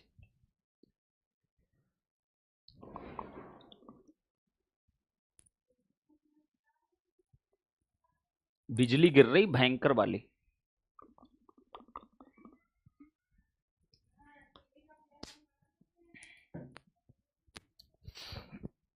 बिजली की आवाज यहां तक आ रही, मतलब भयंकर बिजली गिर रही, बारिश हो रही भयंकर बाहर। नोटेड बेटा, आगे बढ़े। Done done done, very nice very nice. ठीक है, डन डन डन, आगे बढ़िए। अब आते हैं जरा, इतनी बात तो क्लियर हो गई। करंट फ्लो करने के लिए क्या क्या हमको चाहिए? बिल्कुल चाहिए सर। अब आते हैं जरा नंबर 2 पॉइंट पे आते हैं, जिसको हम बोलते हैं, मतलब करंट तभी फ्लो करेगा जब वो सर्किट है, अदरवाइज करंट फ्लो नहीं करेगा। बी वेरी वेरी केयरफुल ना। इसका मतलब फिर वो सर्किट नहीं। अगर करंट नहीं तो सर्किट नहीं, तब वो क्या कहलाएगा? नेटवर्क कहलाएगा, लेकिन सर्किट नहीं कहलाएगा। Be careful. दोनों रिलेट हो गए? Yes sir. अब आइए जरा, अब मेरे पास क्या है? सेकंड है मेरे पास ओम्स लॉ ना।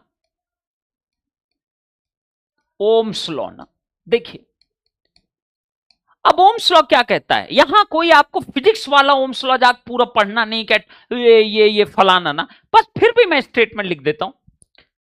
At constant temperature, at constant temperature and atmospheric pressure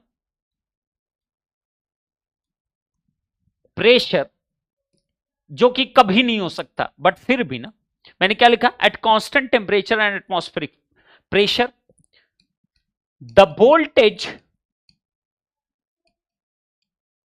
and current in a conductor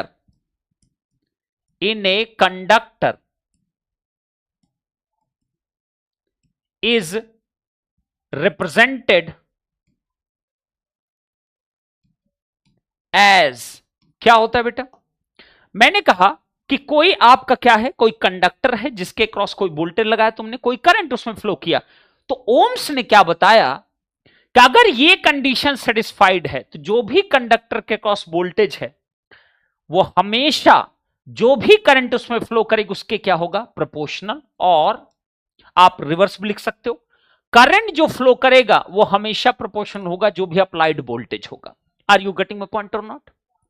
are you getting my point और नॉट? किसी कंडक्टर में या किसी वायर में आप अगर कोई वोल्टेज कनेक्ट करते हो तो जो भी करंट आएगी वो हमेशा उस वोल्टेज के प्रोपोर्शनल होगी। और अगर आप करंट को आप पहले लेना चाहते हो तो current will be proportional to voltage, या आप कह सकते हो वोल्टेज प्रोपोर्शनल करंट। अब बताइए, अब कई लोग इस पे लड़ाई करते हैं कि ये वाला करेक्ट ओम्स लॉ है, ये वाला करेक्ट ओम्स लॉ। बताइए कितने लोग इस पे आज तक युद्ध किए हैं? जल्दी बोलो फटाक से चैट बॉक्स में, कितने लोग इस पे कटबैठी क्वेश्चन पूछे होंगे? ना, अगर कोई बोला V is proportional to I, ये क्या ओम्स लॉ होता है? ना भैया तुम गलत बोल रहे हो, इसको ओम्स लॉ नहीं कहते, ठीक है। फिर कोई कहा I is proportional to V, तब तो बोलेगा ना ये वाला करेक्ट, कोई कहेगा ये वाला करेक्ट है, कोई कहेगा ये वाला करेक्ट है, ठीक है। की है ना, इस पर डिबेट बहुत हुई होगी ना। इस मूर्खता को आज के बाद कभी मत करना ना। बोथ आर करेक्ट ना, बोथ आर करेक्ट। आप कुछ भी लिखिए ना, कोई फर्क नहीं पड़ता, दोनों का मतलब एक ही है। इससे कभी मत ये सब डिबेट करना कि 20 प्रोपोर्शनल, जबरदस्ती वाली चीजों डिबेट, अच्छी चीजों कोई डिबेट नहीं करेगा, फर्जी चीजों बहुत डिबेट करेगा ना। मूर्खता। देखो एक तो लिख रहा सेकंड वाला है ना, अच्छा तुमको कौन आग बताया था, ओम्स आग बताया तुमको कि सेकंड वाला करेक्ट है, ये वाला रॉन्ग है ना। अच्छा क्योंकि ये रिस्पॉन्स है और ये सप्लाई ना, इसलिए ऐसा होता है। ऐसा बिल्कुल नहीं है, बोथ आर करेक्ट ना, बोथ आर ओम्स लॉ ना। Are you getting my point? Yes sir. अब आइए जरा, डिफरेंस कहां क्रिएट होता है? सिर्फ प्रोपोर्शनैलिटी कांस्टेंट में ना। यहां देखिए, अब ये प्रोपोर्शनल क्योंकि है तो इस प्रोपोर्शनैलिटी को जब हटाओगे तो इसका कुछ कांस्टेंट आएगा। यहां जो प्रोपोर्शनैलिटी कांस्टेंट आता है उसको हम कहते हैं रेजिस्टेंस ऑफ द वायर ना, इनटू कितना I ना। यहां पे जो आपका प्रोपोर्शनैलिटी कांस्टेंट आता है बेटा, उसको हम कहते हैं कंडक्टेंस ना, उसको हम क्या कहते हैं, कंडक्टेंस V ना, या इसी को लिख सकते हैं 1/R मल्टीप्लाइड बाय कितना, V ना। Are you getting point? Conductance मतलब क्या होता है बेटा, 1/R ना, 1/R ना। Are you getting my point? तो बोथ आर करेक्ट, सिर्फ अंतर किस बात का है, प्रोपोर्शनैलिटी कांस्टेंट का ना। यहां पे प्रोपोर्शनैलिटी कांस्टेंट क्या होता है, रेजिस्टेंस। किसका रेजिस्टेंस? जो वायर तुम यूज कर रहे हो, यहां पर इसका मतलब प्रोपोर्शनैलिटी होता है उसका कंडक्टेंस कितना है, दैट्स इट ना। और कंडक्टेंस और रेजिस्टेंस में क्या रिलेशन होता है, 1/R का रिलेशन होता है, बात खत्म हो गई, सिंपल वन ना। अब आइए जरा, इसको हम कहते हैं, यहां से निकलता है आपका क्या बेटा, इसको बोलते हैं VI कर्व ना। क्या निकलता है बेटा, VI कर्व ना। और यहां से क्या निकलता है आपका, I प्रोपोर्शनल V है तो I वर्सेस क्या निकलता बेटा, इसको हम क्या बोलते हैं, सॉरी IV कर्व इसको बोलते हैं ना। क्या बोलते हैं बेटा, IV कर्व ना। क्या बात है, क्लियर कट है। अब VI कर्व का मतलब हुआ V वर्सेस I कर्व ना। ये होगा, ये कहां पे होगा बेटा, V वर्सेस I कर्व ना। ये होगा Y एक्सिस पे और ये होगा कहां बेटा, X एक्सिस पे ना। इसका मतलब होता I वर्सेस V कर्व ना। ये होगा बेटा Y एक्सिस पे और ये होगा कहां पे, X एक्सिस पे ना। बस इतने डिफरेंस आपको होता है, तो be very very careful in all these things ना, नोट इट डाउन प्लीज। फिर हम आगे बढ़ेंगे। हो गया, this is the Ohm's law, खत्म। जहां पे R क्या है, उस वायर का रेजिस्टेंस है, जहां पे G क्या है, उस वायर का क्या है, कंडक्टेंस ना। क्लियर कट है। अब एक कंडक्टिंग वायर है, अगर कोई कंडक्टिंग वायर है, ये कोई वायर है ना, आर यू गेटिंग पॉइंट? इसकी लेंथ क्या है बेटा, सेंटर टू सेंटर ना, लेंथ कितनी L है, ये देखिए। Are you getting point? उसके बाद क्या है बेटा, जो करंट इसमें जो फ्लो कर रही है वो करंट किससे पास करेगी, इसी में से पास करेगी ना। यहां पे एक क्रॉस सेक्शनल एरिया होगा ना, क्रॉस सेक्शनल एरिया ना। अब क्रॉस सेक्शनल एरिया क्या होता है, वेट करो सब बताऊंगा। क्रॉस सेक्शनल एरिया ना, आर यू गेटिंग पॉइंट? जिसमें से जितना पोर्शन ऑफ द कंडक्टर से करंट गो थ्रू करने वाली है उसी को हम क्रॉस सेक्शनल एरिया कहते हैं ना। अब मान लो एक कंडक्टर है, इस कंडक्टर की केवल इतना पोर्शन है जो करंट के इंपैक्ट में आने वाला है, उसको हम सिंपल देसी भाषा में कहते हैं क्रॉस सेक्शनल एरिया ना। तो करंट जो भी फ्लो कर रही इसी क्रॉस सेक्शनल एरिया से पास कर रही ना, इसको हमने कनेक्ट कर रखा किससे बेटा, टर्मिनल ले लिया, ए टर्मिनल, बी टर्मिनल, और यहां पर हमने क्या कर लिया, करंट फ्लो कर रहा है और इसके क्रॉस वोल्टेज कितना लगा रखा, वी लगा रखा है ना। Are you getting my point और नॉट? और क्रॉस सेक्शनल एरिया जो है उसकी वैल्यू क्या है, एक इक्वल है। अब बताइए, तो आप बताइए इस कंडक्टर का रेजिस्टेंस आप क्या लिखते हो, ये तो पढ़े होगे ना, रो एल बाई ए ना, या आप क्या कहते हो कि resistance of the wire will be proportional to L by A ना, मतलब लेंथ के प्रोपोर्शनल होगा, एरिया के इनवर्सली प्रोपोर्शनल होता है। इस प्रोपोर्शनैलिटी कांस्टेंट को आप हटाते हो तो आर इज इक्वल क्या मिलता है, रो एल बाई ए ना, जहां पे रो क्या होता है, रेजिस्टिविटी ना। Are you getting my point और नॉट? ये क्या है, रो क्या है, दिस इज कांस्टेंट ना, दिस इज कांस्टेंट ना, एक मटेरियल के लिए कांस्टेंट होता है ना, बट इस इन सब की रिक्वायरमेंट नहीं है, इन सब रिक्वायर, ये सब बेटा 11वीं 12वीं की चीजें थी, ये सब गेट की चीजें नहीं है। क्लियर कट है, इतना तो पता होगा ना। रो क्या होता है बेटा, रेजिस्टिविटी ना, ये हर मटेरियल के लिए फिक्स रहेगा ना, एक बार जो वायर यूज कर लिया उसका रेजिस्टिविटी हमेशा उतना ही रहेगा ना, वो बदलने वाली नहीं है। क्लियर कट है, तो ये आपका एक कंडक्टर आर की वैल्यू आप लिखते हो, तो वही चीज कहा गया, ये जो आर है कंडक्टर का वो भी यहां क्या है, प्रोपोर्शनैलिटी कांस्टेंट, उसका जो जी होगा, जी इसका जस्ट अपोजिट हो जाएगा, 1/r कर दो तो आपको जी मिल जाएगा। तो बोलिए जी की वैल्यू जो होगी 1/r, वो आपका प्रोपोर्शनैलिटी कांस्टेंट यहां पे निकल के आएगा ना। केयरफुल, ऑलवेज केयरफुल ना, प्लीज नोट इट डाउन। आगे बढ़ रहे हैं, फिर आगे बढ़ रहे हैं बेटा। अब आ जाते हैं, तो यहां हमने क्या डिस्कस किया, Ohm's law, basic Ohm's law. अरे गया, सब उड़ गया।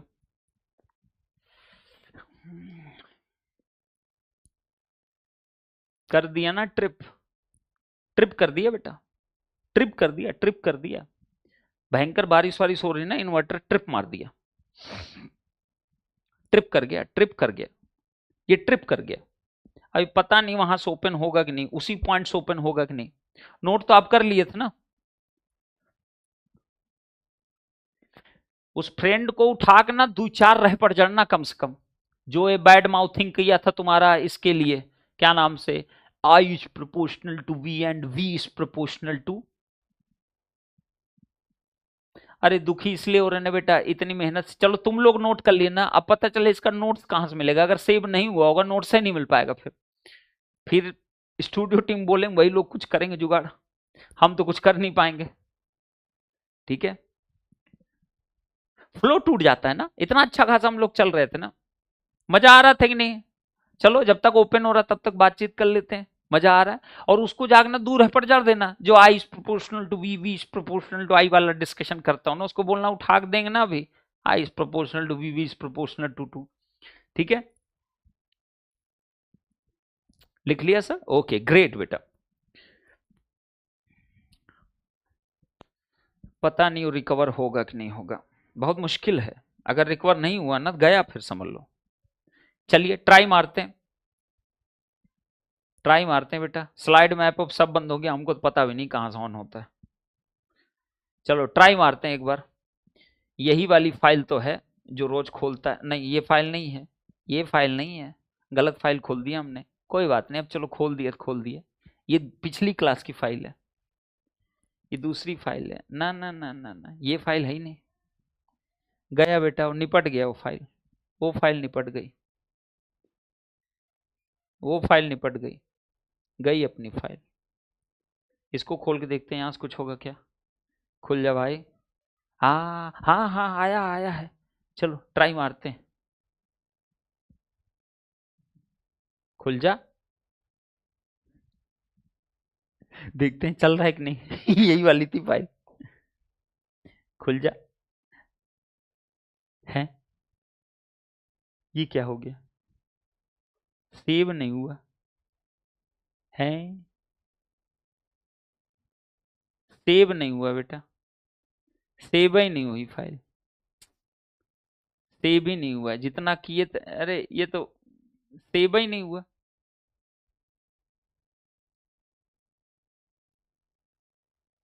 सेव नहीं हुआ लग रहा है, चलो एक बार देखते हैं। नहीं सेव हुई फाइल, सब बेकार हो गया। अब क्या करें, बेकार हो गया बेटा, सब सारा बेकार हो गया। अब नोट्स तुम्हारा स्टूडियो पर्सन लोग ही देखेंगे। स्टूडियो में जो भी इस क्लास को मैनेज कर रहे हैं, कृपया करके नहीं सेव हो पाया, आपने अपने सामने देख लिया है, तो प्लीज बच्चों के लिए कुछ जुगाड़ करिए कैसे हो पाएगी चीज, ठीक है। चलो हम आगे बढ़ सकते हैं, हम आगे बढ़ सकते हैं, ठीक है, हम यहीं से बढ़ रहे हैं आगे, ठीक है। अब नहीं सेव हो पाए क्या करें बच्चे, हम तो क्या ही कर सकते हैं, ठीक है। चलिए नेक्स्ट बढ़ते हैं ना। अब इसका आते हैं, पहला नंबर क्या था, condition for the current flow, दूसरा ओम्स लॉ। अब तीसरे पे आ जाते हैं। अभी नहीं, अभी खत्म नहीं हुआ, अभी खत्म नहीं हुआ, तो ओम्स लॉ भी खत्म नहीं हुआ, रुको, खत्म नहीं हुआ। हाँ, तो मैंने क्या बोला, अब मेरे पास क्या है, तुम्हें पता है V प्रोपोर्शनल I है, इसका मतलब क्या है, V इज इक्वल कितना बेटा, R इंटू आई ना, और यहां पर क्या है बेटा, और I इज इक्वल कितना है बेटा, G इंटू V, और you can write G sorry 1/R और कितना V के इक्वल ना। अब जरा ग्राफ बना के देखते हैं। अगर तुम ये रिलेशन यूज कर रहे हो और तुम VI कर्व चाहते हो, तो देखिए VI कर्व क्या है बेटा, ये V एक्सिस हो गया, ये I एक्सिस हो गया, इसको हम क्या बोलेंगे, VI कर्व ना। कई बार ऐसा मेंशन हो गया बेटा, ध्यान देना, इसीलिए दोनों कर रहा हूं, इतना मूर्ख नहीं हूं कि एक ही चीज को दो तरीके से समझाऊं ना, ठीक है। अब आप बताओ, अगर ये Y एक्सिस है और ये क्या है X एक्सिस, जरा बताओ ये रिलेशन क्या रिप्रेजेंट कर रहा है, तुम ही बताओ। V क्या हो गया, Y हो गया, I क्या हो गया, X हो गया, R क्या है, कांस्टेंट ना, तो मैं M लिख सकता हूं कि नहीं, बोलो जरा। तो बताइए ये एक y is equal to M X का रिलेशन है कि नहीं, ये जो रिलेशन है v is equal to I into R, ये y is equal to M X का रिलेशन है कि नहीं, और y is equal to M X का रिलेशन का मतलब क्या होता है, लीनियर ना, इसको लीनियर कहते हैं ना, इतना तो मैथ्स में पढ़े ही होगे। अब लीनियर अगर है तो लीनियर कर्व क्या होता है, एक स्ट्रेट लाइन, एक straight line passing through the origin ना, passing through the what, origin ना, कोई भी straight line passing through the origin ना। अब ओरिजिन से बहुत सारी लाइन हो सकती है, ओरिजिन से ये भी हो सकता है, ओरिजिन से ये भी हो सकता है, ओरिजिन से ये भी, कोई भी हो सकता है ना, यस सर। तब सुनना जरा, पासिंग थ्रू द ओरिजिन का मतलब क्या होता है, पासिंग थ्रू द ओरिजिन का मतलब है, तब आप देखो एम क्या है, एम क्या है, एम क्या है, एम पॉजिटिव है कि नेगेटिव, जरा देखो, आर क्या होगा, पॉजिटिव ना, अगर आर पॉजिटिव है तो मतलब स्लोप क्या है, पॉजिटिव ना, तो पॉजिटिव स्लोप की लाइन होनी चाहिए, दिस इज ना, यही होगी line passing through the origin, जिसका स्लोप कितना है बेटा, एम इज इक्वल कितना है, that is equal to R ना। वाओ सर, मजा आ गया सर, this is the VI curve ना।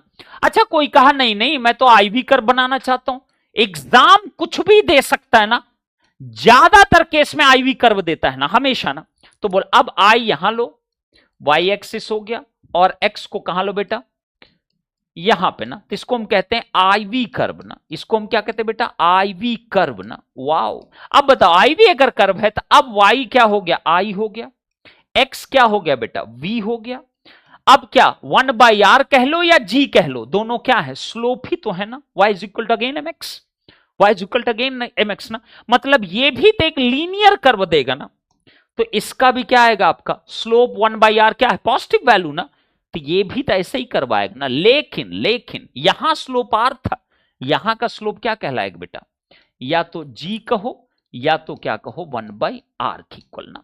Is it okay, is it okay. तो आपका ओम्स लॉ का जो कर्व है वो हमेशा क्या होता है, लीनियर कर्व ना, लीनियर कर्व मतलब विद पॉजिटिव स्लोप ना, नेगेटिव नहीं, विद पॉजिटिव स्लोप ना, क्लियर कट हुआ। तो एग्जाम तुमसे अगर आईवी कर्व का है तो मतलब जानना सिर्फ डिफरेंस किस बात का है, स्लोप का ना। यहां कर्व दोनों से कोई भी आप इक्वेशन डिराइव करोगे, कोई भी कैलकुलेशन आप करोगे, चाहे इस कर्व को यूज करो चाहे इसको यूज करो, वैल्यू हर जगह सेम निकल के आएगी, बट कर्व का रिप्रेजेंटेशन स्लोप कहां कितना होगा उसमें हमेशा ध्यान रखना कि आईवी कर्व है तो स्लोप बेटा इतना निकल के आएगा, अगर ये वीआई कर्व है तो स्लोप केवल आर की इक्वल होगा। बी केयरफुल, जब भी क्वेश्चन आएगा आईवी और वीआई बहुत क्वेश्चन पूछे जाते हैं, तो आपको एक क्लैरिटी हमेशा होनी चाहिए। चलिए अब आगे बढ़ते हैं, अब आगे बढ़ते हैं, ओम्स लॉ यहां डन हुआ ना। अब आते तीसरे नंबर पॉइंट पे, short circuit and open circuit condition, open circuit condition, clear है? Yes sir, short circuit condition और ओपन सर्किट कंडीशन ना। चलिए देखते हैं जरा। सबसे पहले आते हैं नंबर 1, आप बताइएगा। मैंने कहा कि मेरे पास क्या था, कोई टर्मिनल है, कोई टर्मिनल है, ए टर्मिनल, बी टर्मिनल ना, क्लियर कट है? यस सर, कोई एलिमेंट एक्स है, कोई दिक्कत नहीं। इसके क्रॉस वोल्टेज क्या वी है, इसमें करंट कितनी जा रही, आई जा रही ना, बिल्कुल करेक्ट बात है सर, देखते रहना बस, ठीक है। अब इस टर्मिनल पे वोल्टेज क्या वी आई की इक्वल ना, तो आप बताइए। और ये क्या, सॉरी एक रजिस्टर है ना, ये क्या है बेटा, एक रजिस्टर ना, ठीक। अब आप बताओ मुझको आर ना, तो यहां रिलेशन क्या है बेटा, वी इज इक्वल कितना, आई आर, और we can write I is equal कितना, 1/r इंटू वी की इक्वल ना। अब सोचो सोचो जरा, अगर मैं इसका कैरेक्टरिस्टिक आई वी कर्व बनाऊं, तुम ही बताना, मैं कुछ नहीं बोलूंगा, आई वी कर्व ना, आई वी कर्व ना, क्लियर कट है? क्या निकल के आएगा, ये निकल के आएगा मेरे प्यारे बच्चे। तो लेट्स टेक पहला जो कर्व तुमने बनाया उसको हमने कह दिया m1, और इसकी वैल्यू हमने कह दिया that is equal to 1 by कितना, r1 ना, क्लियर कट है? मैंने कहा कोई रेजिस्टेंस जब R1 है तब आपका स्लोप कितना होगा, 1/R1, और आई वी कर्व तुम्हारा कुछ ऐसा दिखाई देगा। सुनते रहना, पहले पूरी बात सुनना तब जस्टिफाई किया करो, ठीक है। इस ए बी टर्मिनल पे जब R1 कनेक्टेड है तब आई वी कर्व कैसा है, ऐसा कुछ है, बिल्कुल क्लियर कट है सर। अब एक काम करते हैं, R को चलो अब चेंज करना है, तो इसका मतलब मैंने क्या कहा, नाउ स्लोप को चलो इंक्रीज करते हैं, स्लोप इंक्रीजिंग ना, ये हम खुद अपनी तरफ से कर रहे हैं। इसका मीनिंग क्या हुआ, स्लोप का मतलब होता है change in y divide by कितना, चेंज इन x, या 1/r आप कह सकते हो, यही तो है स्लोप बेटा, बिल्कुल करेक्ट बात है। अब तुम बताना मुझे, अगर मैं स्लोप को इंक्रीजिंग कह रहा हूं तो चेंज इन y बढ़ा रहा हूं और चेंज इन x को डिक्रीज कर रहा हूं, तभी स्लोप बढ़ेगा ना, बोलोगे यस सर?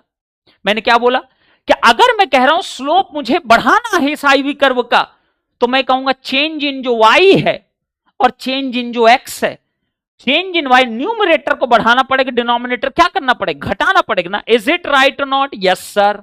अब आप बताओ मुझको, प्लीज बी केयरफुल, बताइए मुझको, अगर मेरे पास ये है कंडीशन, तो आप बताओ स्लोप का अगर मैं बढ़ाना चाहूं तो बोलो ये वाला जो कर्व है ये एंटी क्लॉकवाइज मूव करेगा कि क्लॉकवाइज डायरेक्शन मूव करेगा, y की लेंथ बढ़ेगी और x की लेंथ को घटाना है, तो तुम ही बताओ किधर मूव करेगा, इस कर्व को मैं एंटी क्लॉकवाइज ले जाऊं कि इस कर्व को मैं क्लॉकवाइज डायरेक्शन लेके जाऊं, बताइए जरा। अगर स्लोप बढ़ रहा है तो y का डिफरेंस बड़ा होना चाहिए और x का डिफरेंस कम होना चाहिए, तो स्लोप को बढ़ाने का मतलब इस कर्व, ये जो भी पहले केस में कर्व बना, अब जो नया कर्व बनेगा वो इसके इस साइड होगा, किसके इस साइड होगा, that's it I am asking ना, एंटी क्लॉकवाइज डायरेक्शन ना, तभी तो y की लेंथ बढ़ेगी ना। तो आप बताइए जरा, अब जो नया कर्व आया वो कर्व अब इस कर्व से शिफ्टेड दिखेगा कि नहीं दिखेगा?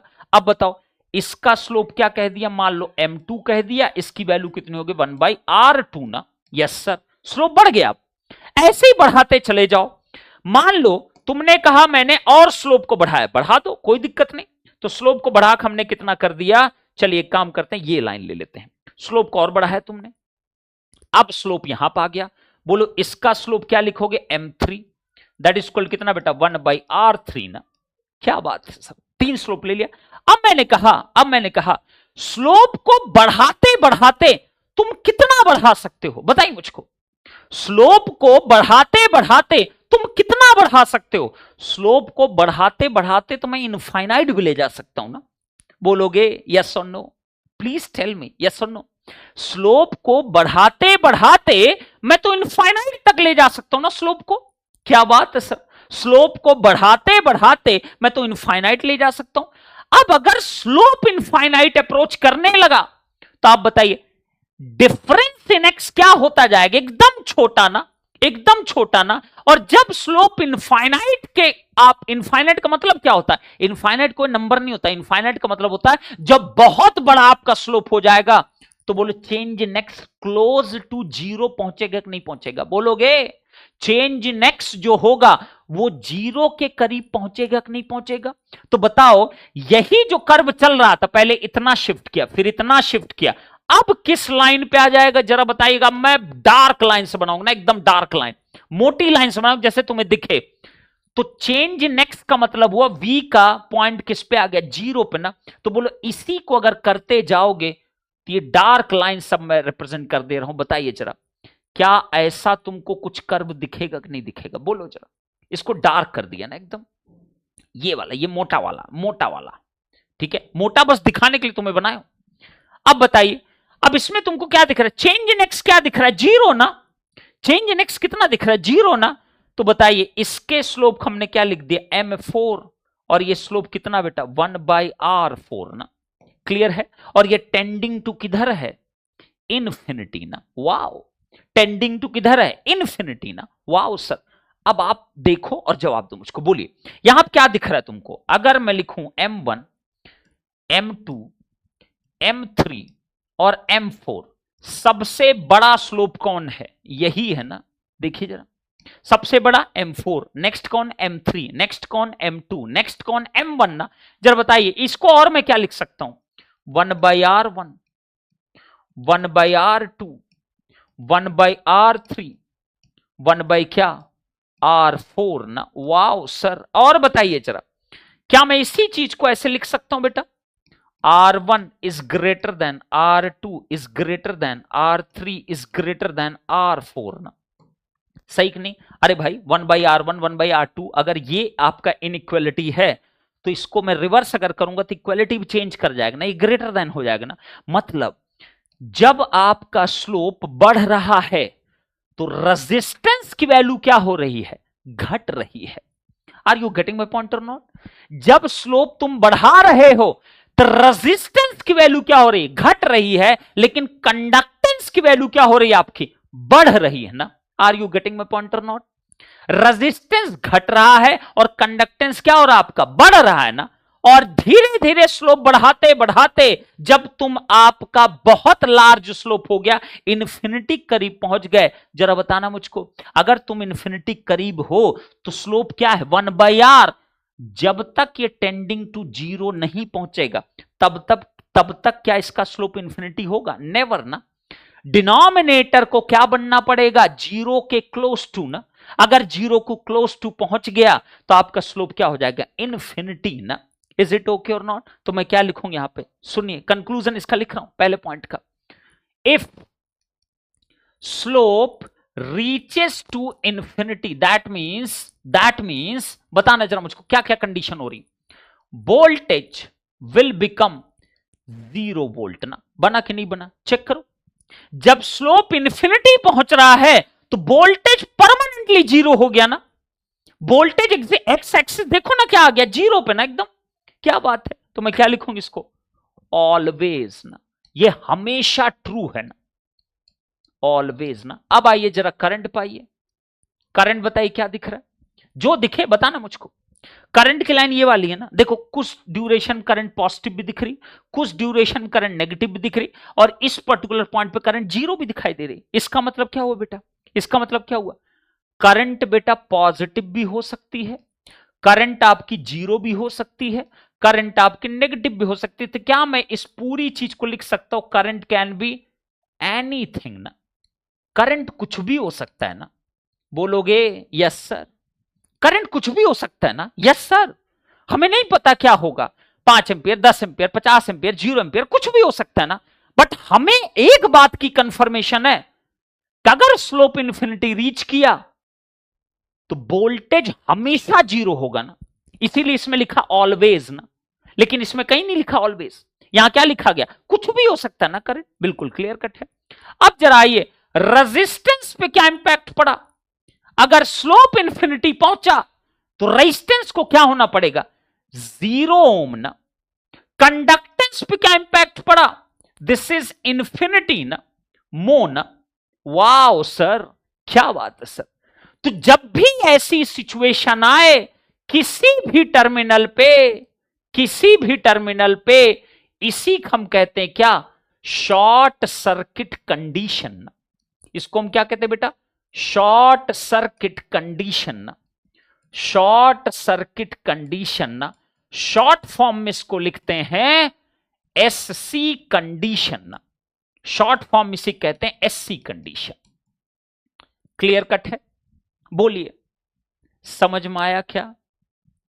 सबसे छोटा, हाँ समझ में आया। अब बताइए, तुमको आज तक पढ़ाया गया होगा कि जब भी शॉर्ट सर्किट होता है तो करंट हमेशा मैक्सिमम होती है। बोलो, पढ़ाया गया कि नहीं पढ़ाया गया? गलत, पकड़ में आई तुम्हें गलती? तुमको जब भी गुरुजी लोगों ने पढ़ाया होगा सेमेस्टर एंड ऑल, इन सब जगहों पे आपको यही बताया गया होगा, जब भी शॉर्ट सर्किट आपका हो तो आपको बताया होगा करंट हमेशा लोवेस्ट रेजिस्टेंस पाथ को फॉलो करती है, और लोवेस्ट रेजिस्टेंस पाथ का मतलब आर की टेंडिंग जीरो जो होगी उसी पाथ को फॉलो करे। गलत, नहीं, ऐसा कोई कंपलसरी रूल नहीं है। गलत, इसको कान में घुसेड़ लेना और दिमाग में बैठा लेना इस चीज को। ऐसा कभी ट्राई मत कर लेना कि शॉर्ट हुआ नहीं करंट मैक्सिमम, या करंट अब वही सारी करंट पास करेगी। गलत, ऐसा बिल्कुल नहीं। मैंने क्या बोला, करंट कैन बी एनीथिंग ना, करंट जीरो भी हो सकती है, हो सकता है शॉर्ट हो करंट जीरो हो उसके अंदर, जरूरी नहीं करंट मैक्सिमम जाए। करंट कितनी जाएगी? Current can be 5 ampere, current can be 50 ampere, current can be maximum, और current can be zero also ना। Are you getting my point? Shrisha Dolly, sir please prove sir. अच्छा ये क्या है? ये कभी अपने गुरुजी से पूछी, लड़का और लड़की जो भी हो, ठीक है, इसको पूछे कभी इस प्रूफ को? ये क्या दिख नहीं रहा तुमको यहां पे कि करंट क्या दिख रहा है? पॉजिटिव। करंट क्या दिख रहा है? नेगेटिव। करंट क्या दिख रहा है? जीरो भी। तो कौन मूर्ख इंसान बोला कि मैक्सिमम होगा करंट हमेशा? जिस मूर्ख ने बोला उस मूर्ख के सामने बस यही बोलना कि तुम गारंटी ले रहे हो कि मैक्सिमम होगा, मैं तो 10 बार गलत प्रूफ कर दूंगा नहीं होगा। ठीक है, चलो डॉली जी, यहां देख, यही है प्रूफ बेटा, दिस इज द प्रूफ ना, इसी प्रूफ कहते हैं। ठीक है, और प्रूफ चाहिए? आओ जरा, क्वेश्चन आने दो, तब तुम्हें हम अच्छे से प्रूफ समझाएंगे। ये क्या करा है? ये प्रूफ नहीं तो और क्या है? दिस इज द प्रूफ ना। अच्छा नहीं मानना, मत मानो। कितने लोगों को नहीं मानना इस बात को? लिख दो। ज्ञानी लोग, कुछ ज्ञानी जरूरी है ना क्लास के अंदर, ज्ञानी लोग यहां पे लिखे किसको नहीं मानना इस बात को? वो अडिग रहेंगे ना ना, शॉर्ट का मतलब करंट हमेशा सबसे लोवेस्ट रेजिस्टेंस पाथ को फॉलो करेगा, जहां शॉर्ट होगा सर मैं वहीं से करंट पास करूंगा या करूंगी ना। करते रहना और निपटना, तो रोना मत, और मेरे पास तो गलती से मत आना। ठीक है, चलो कोई दिक्कत नहीं, चलिए आगे बढ़ते हैं, आगे बढ़ जाए बच्चे। हो गया डन? चलिए तो अभी यहीं पे क्लास को एंड कर देंगे ना, यहीं क्लास को एंड करेंगे। मैंने कहा था ना कि अभी 1.5 घंटे ही क्लास चलेगी कुछ दिनों तक, 2-3 दिन और, 1-2 दिन और ना, 1-2 दिन और मोस्ट प्रोबेबली। ठीक है बेटा, चलिए तो उम्मीद करते हैं ये आपको अच्छा। 5 मिनट टाइम लेके ओपन सर्किट बता दूं क्या बेटा? 5 मिनट और टाइम लूंगा ना, ओनली 5 मिनट्स ना। आप बोलो तो बता दूं, आप बोलो 5 मिनट और टाइम लूंगा, बता देता हूं ना, जैसे कि ये टॉपिक फिनिश रहे ना। चलिए तो अब हम आ जाते हैं, कौन सा पॉइंट था? कौन सा था ये? ए नंबर था ना, B number point, B number point. B क्या? Now we are going to, अब अपोजिट करो, going to decrease the slope ना, डिक्रीज द स्लोप ना। देखो अपने आप आ जाएगा, अपने आप आएगा बेटा, अपने आएगा। Current is following resistance, I think even the graph current is following.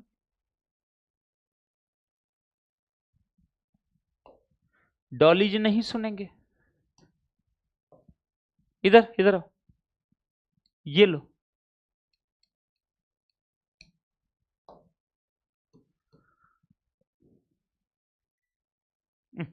Sorry,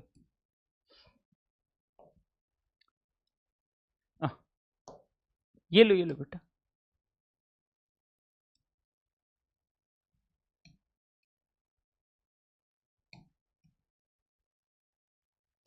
मानोगे नहीं बेटा, कोई बात नहीं।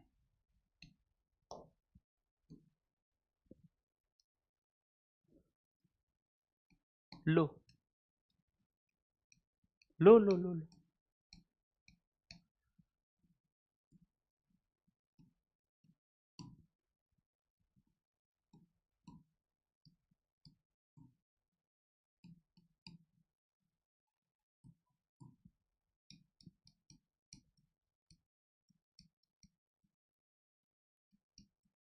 चलो सॉल्व करो।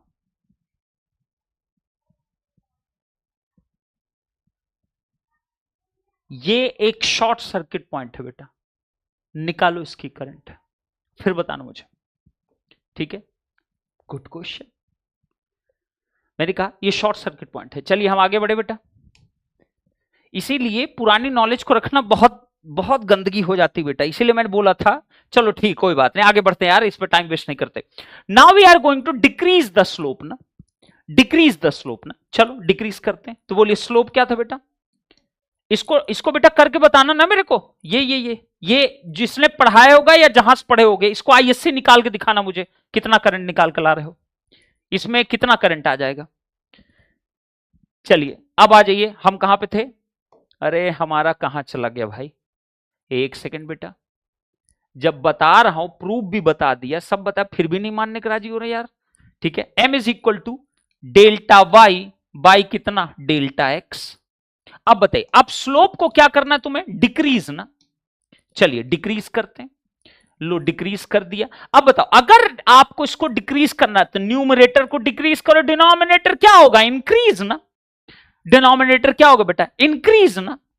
क्या बात है, डिनोमिनेटर क्या होगा? इंक्रीज ना। अब डिनोमिनेटर इंक्रीज का मतलब क्या हुआ? 1/r। अब आप सोचो, डिनोमिनेटर आपका डिनोमिनेटर इंक्रीज करेगा और ये क्या करेगा? आपका डिक्रीज करेगा ना। यहां देखिए, अब ये 1/r के टर्म में लिखा, तो रेजिस्टेंस क्या करेगा? इंक्रीज ना। रेजिस्टेंस तो बढ़ेगा ही बढ़ेगा। समझ में आई इतनी बात? अब आइए,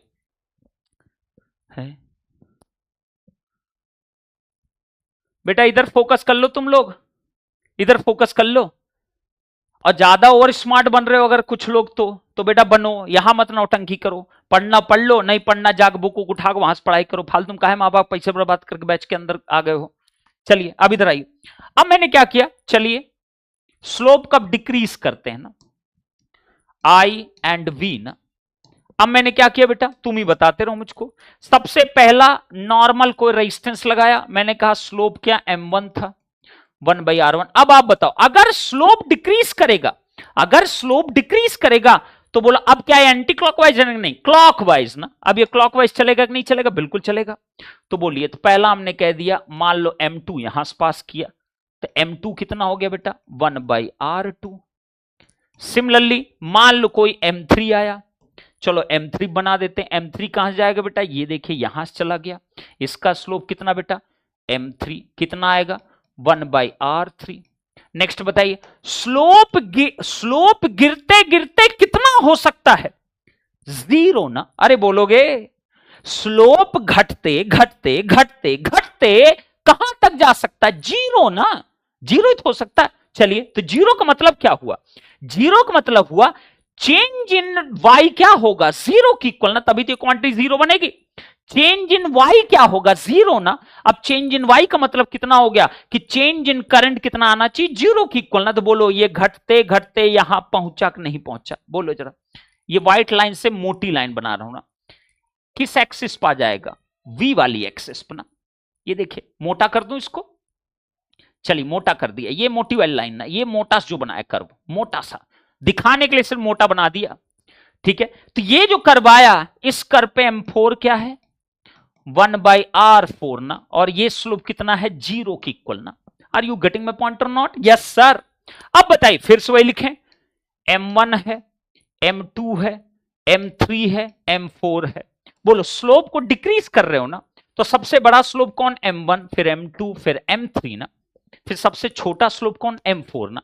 यही क्या होगा 1/r1, 1/r2, 1/r3, 1/r4। चलिए ग्रेटर ग्रेटर ग्रेटर। अब बताइए इसी को मैं अगर लिखना चाहूं r1, r2, r3, r4, तो अब इनइक्वालिटी चेंज कर जाएगी लाइक दिस वन ना। Are you getting my point और not? Are you getting my point और नॉट? या मतलब रेजिस्टेंस आपका घट रहा है बढ़ रहा है? बढ़ रहा है ना। अगर स्लोप डिक्रीज कर रहे हो तो रेजिस्टेंस क्या कर रहा है, बढ़ रहा है ना। अब रेजिस्टेंस अगर बढ़ रहा है तो आप बताओ स्लोप जब जीरो है तो ये जीरो कब होगा, वन न्यूमरेटर फिक्स वन की इक्वल, तार फोर क्या होना पड़ेगा, टेंडिंग टू इन्फिनिटी ना, टेंडिंग टू इन्फिनिटी ना। तो मैं क्या लिखूंगा, टेंडिंग टू इन्फिनिटी ना। वाओ सर, तो मैं अब कंक्लूजन पाऊं बेटा? तो बताइए जरा, मैंने क्या लिखा, eight m is equal to 0 means 1/r is equal कितना, 0 means स्लोप क्या, स्लोप आपका अगर जीरो है तब क्या, बोलिए जरा। सबसे पहले करंट I इज इक्वल कितना आ रहा है, 0 एम्पियर ना। ऑलवेज आया कि नहीं आया, यस सर।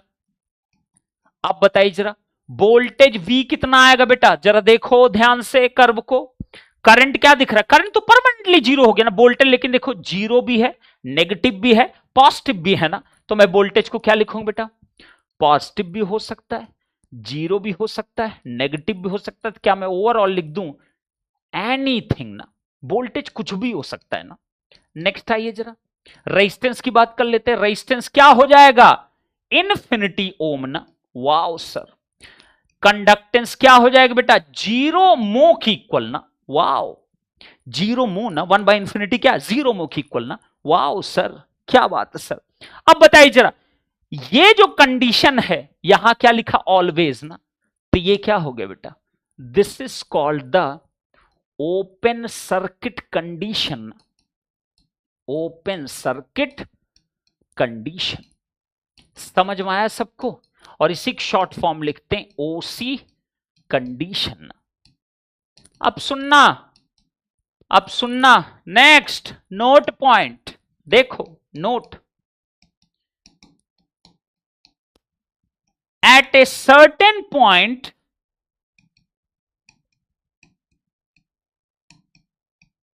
ध्यान सुनना। अब जरा पहला वाला जरा देखो, तो अब बताइए जब भी तुम्हें कोई कहा शॉर्ट सर्किट, तुम सिर्फ एक चीज पे फोकस करोगे और किसी से तुम्हें कोई लेना देना नहीं है। किस पे बेटा, वोल्टेज हमेशा जीरो आएगा, बात खत्म। करंट और तुम्हें नहीं देखना, करंट आएगी मैक्सिमम की, मिनिमम की, लोवेस्ट रेजिस्टेंस, फलाना ये वो बंद। तुमको सिर्फ क्या देखना है कि जो भी टर्मिनल शॉर्ट हुआ वोल्टेज परमानेंटली जीरो होगा, बात खत्म। बस करंट और कोई लेना देना नहीं। जब ओपन सर्किट अगर तुमसे कोई बोला तो करंट तुम्हारा परमानेंटली जीरो होगा, वोल्टेज भाड़ में गया, जो होना होने दो, मुझे कोई फर्क नहीं पड़ता उस चीज से। करंट क्या होगा, परमानेंटली क्या होगा, 0 एम्पियर के इक्वल ना। Are you getting my point? अब सोचो जरा गौर से देखो, एट सर्टेन पॉइंट एक कंडीशन तो दोनों में आ रही ना, कि मान लो वोल्टेज भी 0 वोल्ट हो गया और करंट भी 0 वोल्ट हो गया। किसी ने सोचा क्या ये कंडीशन नहीं आ सकती? बिल्कुल आ सकता है। सोचो करंट की वैल्यू अगर 0 एम्पियर है, वोल्टेज भी तो एक कंडीशन में 0 वोल्ट हो सकता है ना, बिल्कुल हो सकता है। सिमिलरली जरा शॉर्ट में आइए, शॉर्ट में भी तो अगर वोल्टेज परमानेंटली 0 है तो करंट भी तो किसी टाइम पे 0 बन सकती है ना, पॉसिबल है। तो इसका मतलब ये कंडीशन भी तो कहीं आ सकती है ना, ये कंडीशन। अगर ये दोनों ही 0 आ गए, किसी टर्मिनल पे वोल्टेज भी 0 आ गया और करंट भी अगर 0 आ गया, ध्यान रखना that terminal can be short circuited or open circuited. What you like do it, जो तुम्हें मन करे वो कर दो। What you like just do it ना, जो मन माए वो करो ना। किसी का मन किया मैं तो ओपन कर करूंगा, ओपन कर करो, कोई टेंशन। फाइनल आंसर में कोई डिफरेंस नहीं आएगा। किसी का मन माए मैं तो शॉर्ट कर करूंगा, शॉर्ट कर करो, फाइनल आंसर में कोई डिफरेंस नहीं आने वाला है। Are you getting my point और not? Please tell me, yes और नो। मजा आया कि नहीं मजा आया बेटा? समझ में आ गया? उम्मीद करते हैं कि आपको ये क्लैरिटी मिल गया। अगर कोई टर्मिनल आया और वहां वोल्टेज जीरो आ गया, करंट जीरो आ गया, अब तुम टेंशन में आ गए कि उसको शॉर्ट करूंगा, मैं ओपन करूं, जो मनमाए वो करो, उस केस में कोई फर्क नहीं पड़ेगा। तुम्हारा जो क्वेश्चन पूछा गया उसका आंसर दोनों ही केस से क्या आएगा? सेम रिजल्ट आएगा। क्लियर कट है? उम्मीद करते हैं आपको ये टॉपिक हमारा कंप्लीट होता है। डन ना? डन, ठीक है। चलिए, तो यहां पे अब उम्मीद, मुझे लगा कि टॉपिक खत्म कर देते हैं, लेट तो हो गया। अरे ये नीचे है, नीचे है, ये नीचे आ गया है। वाह वाह, क्या बात है। ये देखो नीचे में मिल गया मुझको। नीचे है, नीचे है बेटा, नीचे है, नीचे है, टेंशन नहीं लेना। चलो नीचे है, कोई दिक्कत नहीं। अब आगे उसको एडजस्ट करा दे, है ना? नीचे है, जो पढ़ा है नीचे है, नीचे है, ठीक है। चलिए, ओके बेटा, थैंक यू।